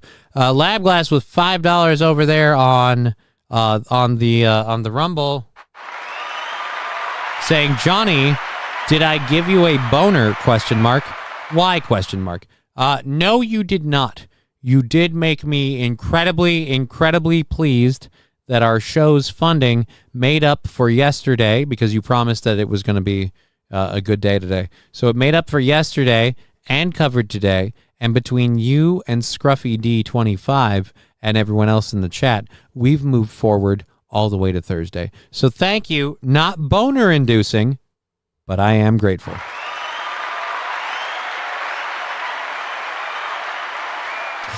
Wild Saffron, Wapakata. It's Indian for white fish with balls.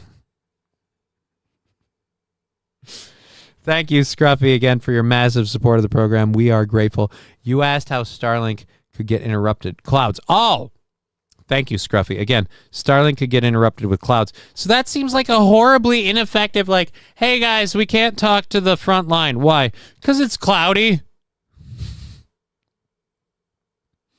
Look, we're going to wage this war, and we will not retreat. We will not surrender, but we also won't move unless it's a completely sunny day.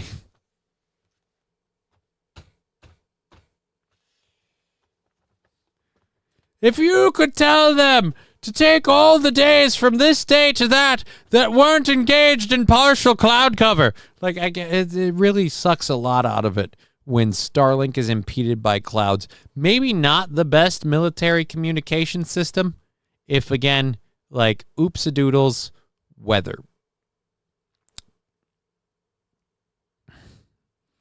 Maybe Trump shot down the Starlink. I don't think so, Mr. Q. Again, the accusation was China. And we might have something different on that. King Kong Dong saying, wait, the oceans aren't rising in Florida, won't be underwater. Not only do I got a nope on that, we've got a discovery, or not a discovery, but a revealing of a discovery that that hasn't been available for a while because of lowering tides. When the petroglyphs were exposed, we believe that it's our ancestors are telling us something about... Native Hawaiian cultural practitioner Glenn Killa is who is talking right now. The Aina, because... He's a real killer. The land is our family. There's 26 petroglyphs that we've 26 petroglyphs that they have found on a beach shore because, again, the waters have receded more than before, to a point where a primitive culture decided that this was fucking doodleable landscape, and then it got covered by water. We're bringing it back. And most of them are anthropomorphic, human figures, partial, full. Some of them have their arms up, some are down, some of them are opposite, some of them have fingers. According to some other archaeological work in the past and compilation of information, the stick figures are one of the older styles. It is very difficult to date petroglyphs, but we do have an association with the greater site complex of Park, which from the seawall construction, we have a... Oh, it's on a U.S. Army installation? Holy shit. Calibrated radiocarbon date from about 1480. And so when we look at the 1480. petroglyphs, we look at our mo'olelo.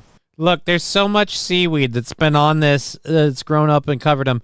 And again, the beach is here. It's not a huge recession. It's a slight recession. But a slight recession in the beaches has made these petroglyphs uncovered and visible. People can walk on them. But like, again, shouldn't this whole island be underwater now? You got that doesn't make sense for the rising water levels of the melting ice caps. What our tupuna, tutus, shared with us. And that's how we interpret these pictures. Look now, Jesse is asking why we not having a sticker party, Johnny. That's entirely up to people on Twitch. If you want to throw out stickers, you can. We did have a party, hype train earlier. Petroglyphs, so the only things that can be seen from the sky. Yeah, but that's my point.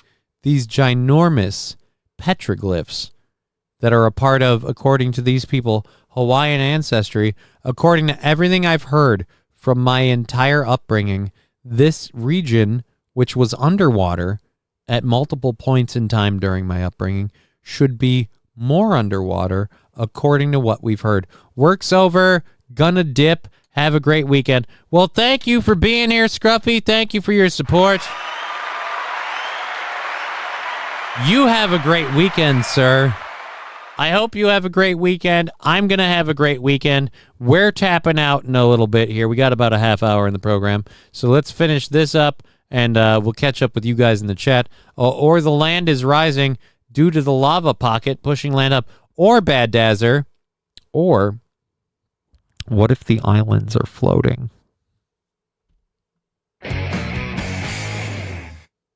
Digger, do you think maybe it's because the islands are lighter now and they're floating? So ancient Hawaiians were really, really, really, really, really small and super duper skinny. These motherfuckers look like they could fit in a keyhole. Oh, and AP, happy birthday, buddy. The Cape where Biden and Obama bought mansions should be covered in seawater. The environment has changed, but the protection of these sites are still here. One thing I will admit I'm amazed about, how come the seawater hasn't eroded those? Like There's since a place the that's making one advanced cancer discovery. no, fuck off. So like the sites where those are, they've existed since like they said the 1480s. Nothing is going to erode them. Like they haven't gone bye-bye in all this time. The ocean currents washing in and out didn't wear them out. Let's check up with the Rumble chat. Wapakata, we covered that. Blah, blah, blah. Third question, can you handle my boner then? Says, no, I don't. No. Lab glass, no. It's likely Wapakata was respelled given its particular location. I don't know the full history, but the area has a ton of swampland and deer. All right, Rusty Grammar, thank you for that information. In Michigan, lots of Indian names, so I thought I had it. You might be right. It may have been tribal land taken over by the white man with testicular magnitude, says Rusty Grammar. What's testicular magnitude? Or as Wild Saffron said, as in conquering. Rusty Grammar, Pontiac. Wonder what that stands for. We need to study floating islands. If only we knew where they were. Well, they don't stay still. They float. How far away from Grand Rapids are you? Like an hour? I have no... Why are we asking? Poor old...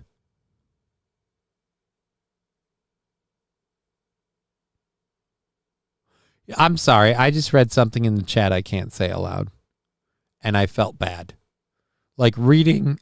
and I love you guys for contributing to the show on Twitch, YouTube, and Rumble. Thank you for being here on all three programs. We're going to try and get Kick going in here. I gotta quit being lazy. I am sorry, but I just read something I can't read aloud. But like my soul took a kick. Just like like a gut punch. Just reading it there.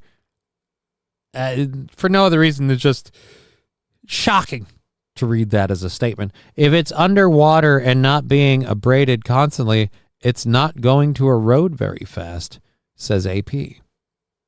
Good to know. And again, happy birthday, AP. Don't get too drunk, Scruffy, says Jesse ESP. Well, I don't think Scruffy's going to get too drunk. I think Scruffy's got a good handle on it. If nothing else, because he's been such a huge supporter today, I'm calling Scruffy good. You know what? I'm vouching for Scruffy. Was it my comment, says King Kong Dong? No, it was Wild Saffrons. It was Wild Saffrons in the Rumble chat. That's a old one, says Mr. Q.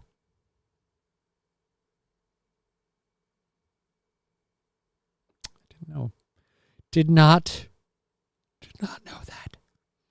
All right, we've got a half hour left. I am yawning and getting sleepy because I drank all of that bourbon and then I just had the one drink. So the booze went in, it's gone through me, and now I'm hitting the back end of when I drink, I get sleepy. I don't get hungover. I was telling this to Digger. I'm like, I don't get hungover. I don't have hangovers, that kind of thing. If I get too drunk, start being real sleepy. Real like, hey, how about we just go take a nap? And just even doing it made myself yawn. It's horrible. So we'll talk about this one quick now that we're on.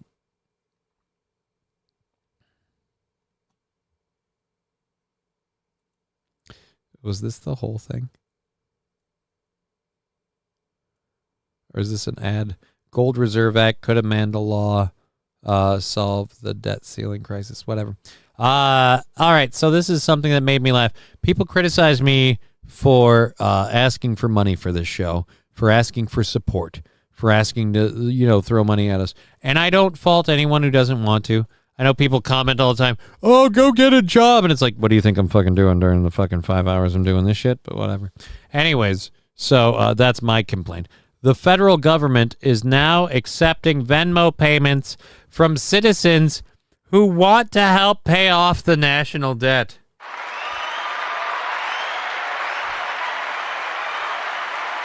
Guys, look, I realize you paid your taxes. I know you threw in for the government, but if you would like to help us with the horrible mismanagement that the government has done with our national debt, Venmo, PayPal, Streamline. All right, so America, do you go an extra half hour if the goal is met? That's what I do. Oh my God. This is so fucking sad. It's really sad. The government will accept Venmo payments, but they won't stop fucking spending in some of the biggest areas ever. Bonds transfer debt from other countries to the people. Johnny, what do you think bonds are? It's literally begging for money. Right, I understand that, but now they're taking a new avenue of revenue, and the fun part for me is with the whole bonds thing, you knew what you were in for. Now they're like flat out, like, and here's the thing, bonds are buying debt with the idea that their value will come good, that they will be worth the money you put in for them. That if the government becomes solvent and things like that, those are now worth money. The government can buy those bonds back, if nothing else, at the price of sale. But in the case of Venmoing the U.S. Treasury $100, $200, $1 million, you don't get any of that back. It's not like its value is backed in any way, shape, or form. It's just literally going, hey, you guys paid us taxes, and we didn't manage that money well. We shifted it to a lot of military-industrial complex companies and people, and those recipients told you to go fuck yourself when it was time to set up the budget. So now that we've spent ourselves into a hole, we'd like you to double down and buy us out a second time. Want to pay off the national debt? Stop sending money to any place not the USA, says AP. I like it. So they are having a marathon, like a fundraiser. Save the country, like PBS. The only thing is, there's no date. There's no end date. It's just actively. They are literally doing the same thing I do 5 days a week when they're like, hey, guys, we really want to keep doing this whole. So it's literally like the government being like, hey, guys, look, it's America here. We'd really like to keep doing this whole we're the government thing. But, times are tough. So if you can help out, no harm, no foul if you can't. But Streamlabs, PayPal, Venmo, we're really trying to make it. We'll catch the Twitch chat at the end of the show and see if that helps buy out the government. That's literally what they're doing. Hey, Lockheed Martin only lost 80% of its value after blowing $818 billion on one project put in Panout.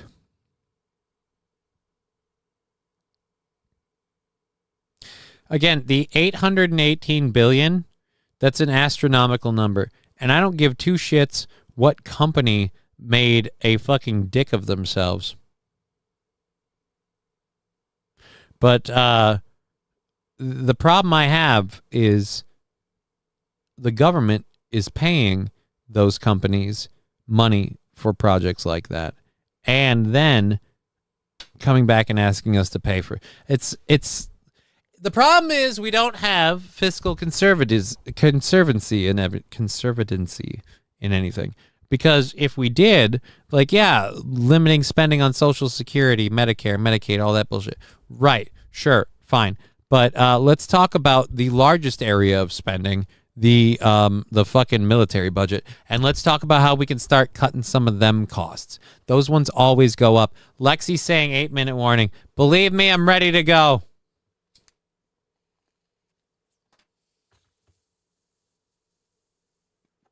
But thanks for being a trooper and keeping me on the clock. All right, so yes, the government doesn't know how much $1 trillion actually is. Shaking my head. Not only do they not know, like I said, it's the money that they mismanaged to get us into this situation with the debt that we have.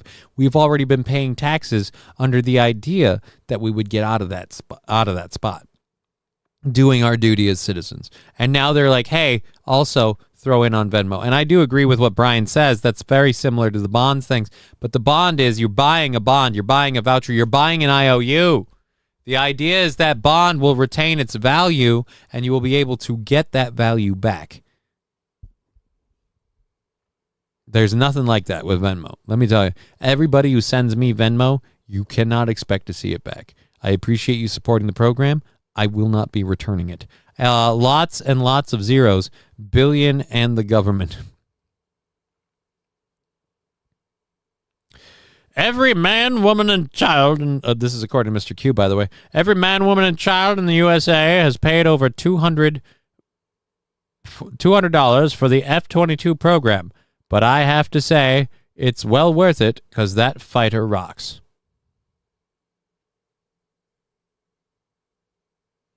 The F-22? Is that the VTOL?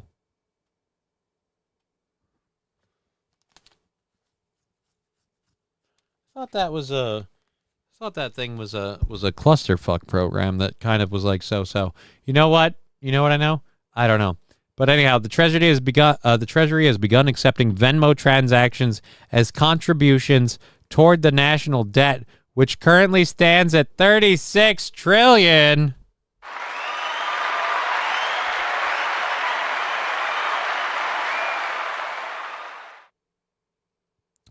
The United States national debt surpassed $34 trillion in 2024, raising ongoing questions about deficit spending and fiscal policy. Right, it's almost like we have no fiscal responsibility. Amid these concerns, the U.S. Treasury has expanded citizens' options for making voluntary payments to reduce the public debt, including digital payment methods such as Venmo. Again, I would love it if maybe you could make as opposed to the citizens, have the government make voluntary payments towards the national debt by cutting the fucking spending. The F-35 does VTOL, but they learned how to make the F-35 off the F-22 program, says Mr. Q. You know what I just realized? I'm not sure what the F-22 is. I gotta look it up quick. Yeah, the Raptor. I was right. The Raptor.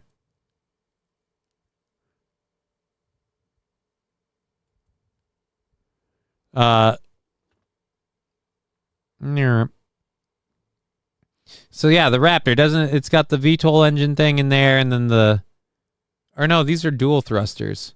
These aren't the single thrusters. So let's look up the 35. All right, this is what I was thinking of for sure. F-35s are the ones that are crap bags, or at least not the greatest. So I was wrong.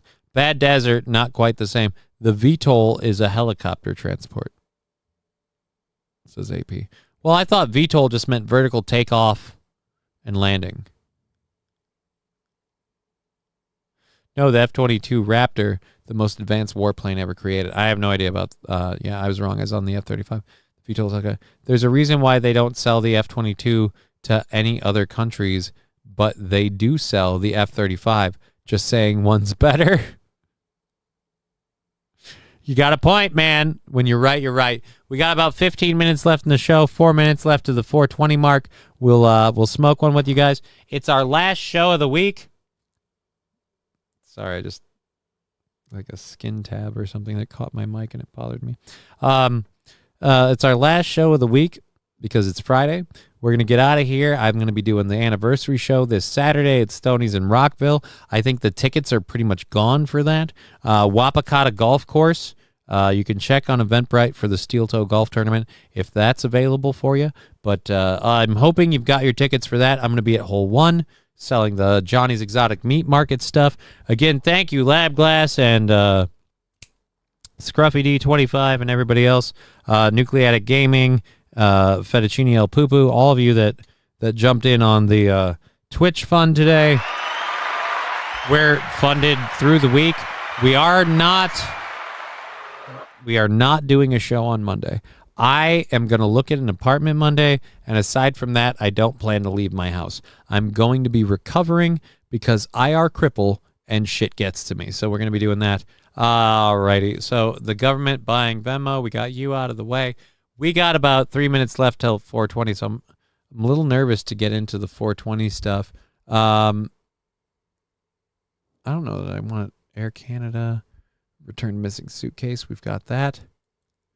Oh yeah, we've got this one. The beer tax. The Australian Prime Minister will honor a big election and promise as he moves to tackle the cost of living. I think he was going to explain this. Go ahead and explain to us how beer tax really changes things. Election promises. Dutton, of course, said he'd match the government's $8 billion for Medicare, and now he's on board with a freeze on beer excise for the next 2 years. A schooner, can you believe it, can cost $15 in some Sydney pubs now. It is just... Where's the trigger warning for that? What the f*** is a schooner? A schooner can cost $15 in some city pubs. All right, I got to check this. We got Mr. Q throwing in 5, so we're going to... it looks like the audience queued together. We're going to plus 5 equals. We're going to check the Twitch and see how they do compared to Lab Blast. But we're going to take that 5 from Mr. Q. Thank you. Off of our July 31st goal. We are now down to $20 on July 31st. Thank you again, Mr. Q. Where is... There we go. All right, let's save that so we don't forget, because, how big is a schooner? Like a pint? Because, like, I'm going to say a pint, $15 a pint, that's expensive. Sounds like a schooner is a pint. That's what I'm going with. Alien. So the PM this week announced a plan to freeze the beer tax if elected, and then the Coalition Treasury spokesman Angus Taylor jumped on it immediately. Now, the average price of a schooner of beer has gone up by 6.2% in the past 12 months. Okay. Again, it's just schooner. The average schooner of beer. That sounds like a boat. And 10.5% since the start of 2022. The Independent Brewers Association says that around 21% of the full price of a full-strength six-pack goes straight to the tax man. But here's the thing. It won't change the price of a six-pack because this is for draft beer only. So the only way, Kel, that you can get your hands on it's not even a discount. It's just a freeze on the tax. Yeah, it won't go up anymore. But it's draft beer. Okay, so the whole thing is dumb. The whole thing is dumb. And if I can, you guys, schooner, the fuck's wrong with you? Oh, shit. Speaking of what the fuck's wrong with me.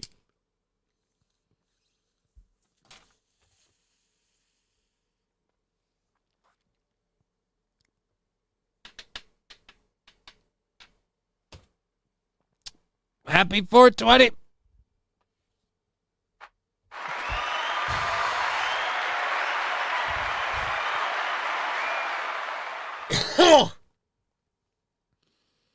Oh, dear Lord.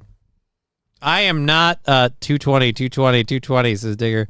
Goddamn Loch Ness Matzos, me tree fitty. I am not going to be doing, in previous years, I've had the doctor with me out at various public events. The doctor will not be joining us this year because I just have too much shit to lug around, and I'm not even wasting it. I'm not even taking the time to move that around. It's too big a risk that it'll get busted. It's like $17 more here in Minnesota, says Rusty Grammer. $15 at a bar. Imagine a Yankees game, probably 30. Ow. And Wild Saffron pointing out a schooner is about a pint. So yeah, it's still, that's a lot. That is a lot. I mean, maybe their currency isn't worth as much, but still, that's fucking ridiculous. That is ridiculous. All right, you know what? Let's see if we can, we'll go through these quick. We're getting ready to bang out of this program here. I've never flown. Other people have told me problems with flying. A lady who flew, and this is going to fucking diggers, I fucking told you. A lady who flew Air Canada lost her suitcase. Air Canada returned her missing suitcase, but it came back with a knife, toiletries, and a ticket scanner inside. So, wait a minute. Your bag didn't have toiletries in the first place? You know knives aren't legal. You guys aren't trusted with shovels. Linda Royal says that the airline initially wouldn't compensate because she couldn't prove ownership of missing items. When Linda Royal opened up her returned carry-on suitcase, she was disgusted to find not only her personal possessions missing, but several items like 2 toiletry bags, a ticket scanner, and a knife were now in her bag. Guys, I didn't put that head there. I lost my carry-on bag, and there was a corpse in it when I got it back. I didn't murder my husband. Royal says her suitcase had been waylaid during a stopover at Toronto Pearson International Airport in late March. When it was returned to her, she said she was initially pleased to have her belongings back, but her relief turned to frustration. It was shocking. Like I flipped it open and I unzipped the side, and I'm there like, what? I couldn't believe it. Air Canada initially refused to compensate the Newfoundland woman, who told CBC News in a statement Thursday that it looked at her case again and would contact Royale to, quote, finalize her claim. That means you got too much attention. That means it got out. Is this a full-on video? When Air Looking like steady time. Oh, we got an ad. Except I can't find the right lecture note. We got an ad. We got an ad, and it was really, really bad. We got an ad. Then returned Linda Royal's missing carry-on suitcase, she was happy. However, Jeffrey that quickly Epstein turned adding into anger and frustration. Oh, you guys are doing all the parts I read. Most credit cards cover delayed/lost baggage up to $2,500. Yeah, but if the airline says it's all your stuff. Plus, now they have to arrest her for owning a knife. When she opened it up. It was shocking. Like, I flipped it open, and I unzipped the saw, and I'm there like, what,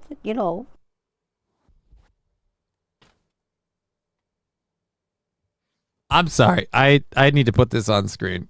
I'm sorry. I forgot to put this on screen. Digger, I don't know if you're listening. Sometimes you sound like this. It up. It was shocking. Like, I flipped it open, and I unzipped the saw, and I'm there like, what, I couldn't believe it. She almost sounds Scottish. Hundreds of dollars of her own personal items were now missing from her bag, like shoes, books, and medication. What the fuck? Oh my God. Lab Glass, what do you call a can of stupid? Can-a-duh. Thank you, Lab Glass. We love you. You're a dick. USA need this. What? We need Digger and you together. Okay, in your home. Yeah, dude, I'm trying to get together with that lady. We like each other. We're gonna do what we can. Cation. I appreciate your support. Those items now replaced by things she doesn't own. She found 2 You own them now, bitch. Toiletry bags. And all the bodies tied to the weapon. Bags with things you'd expect, like a toothpaste, floss, razors, and Just looks dirty and gross now. over-the-counter medication, but also a retractable knife. Oh, that's not a knife. I'd put one up and show you, but I'd get in trouble on this stream. That's not a knife. It's a glorified letter opener. And a boarding pass for a flight dated April 2020. The most... All right, hear me out, man. What are the odds that this bag just happens to be yours and all that stuff? Or more than likely, they just gave you a bag that looks like yours. That deserved a rim shot, Big J. I mean, it's getting late, and I'm just lazy. I'm sorry. Here you go, Rusty Grammar. Canada. Does that make it better? AP saying Newfie accent 100%. I would say she's guilty, but look at her. Best costume ever if she a murderer. baffling thing was this: a device used by airports to scan boarding passes. So in other words, it sounds like the airport went through your shit. Or someone on the plane. If you feel violated, because somebody literally picked through all of my personal belongings. I just want to watch her talk now, because I just belongings to see what they wanted. I have no idea where they found two moldy men's shaving kits and a microscope. I don't know. Maybe I'm high, but does that need to be a sound drop? Hold on. They found two moldy men's shaving kits and a microscope. Two moldy men's shaving kits and a microscope. I got two moldy men's shaving kits and a microscope. Canada Air. Whoops. Left them which left the bag alone, unattended. Nope, we were here. Mistake. He tagged the bags only to Toronto. At the end of the day, their employee made a mistake.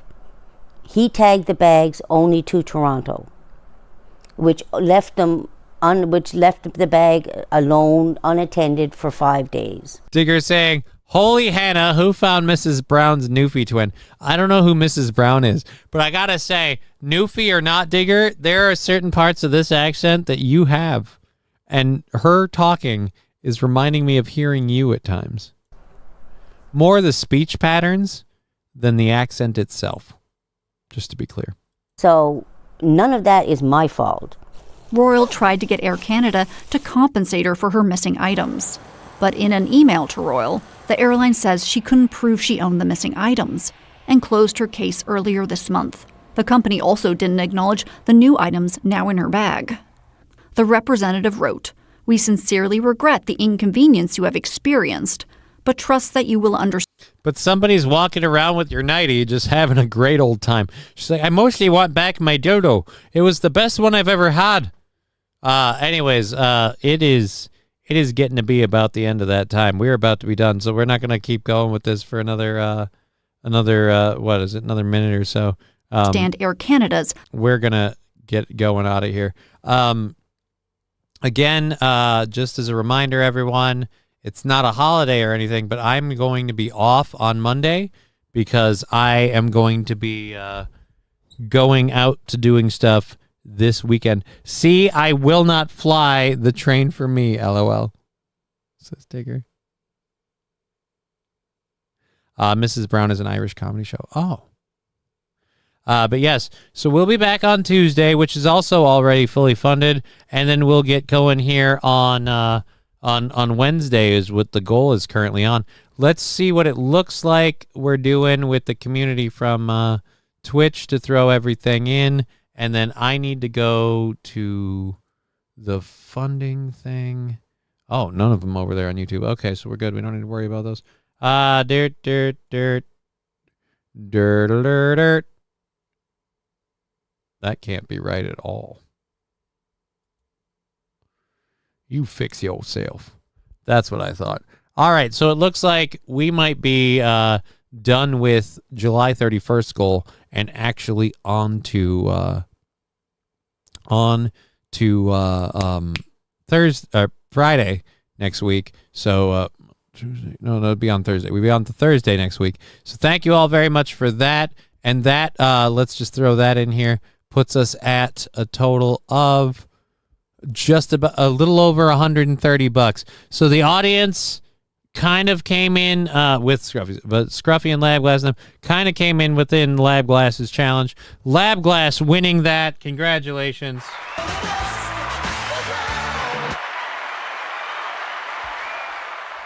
I'm going to get out of here. You guys have a great weekend. We'll be back on Tuesday.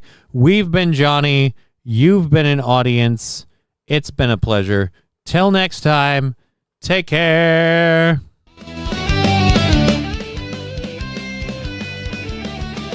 Hey world, what should we do? All the jokes have become the news. Take the black pill they're prescribing you. Game over. Game over. Game over. Game over.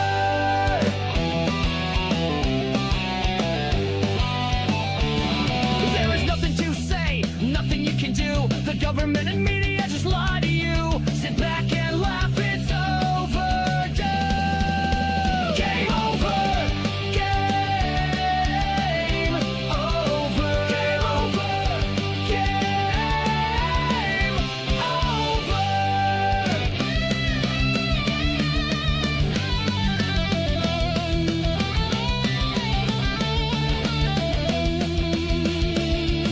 The host is a cripple, he can't stand gravity or the man. Game over. Game over. Game over. Game over. The show is the chat Johnny doesn't understand. We don't care what he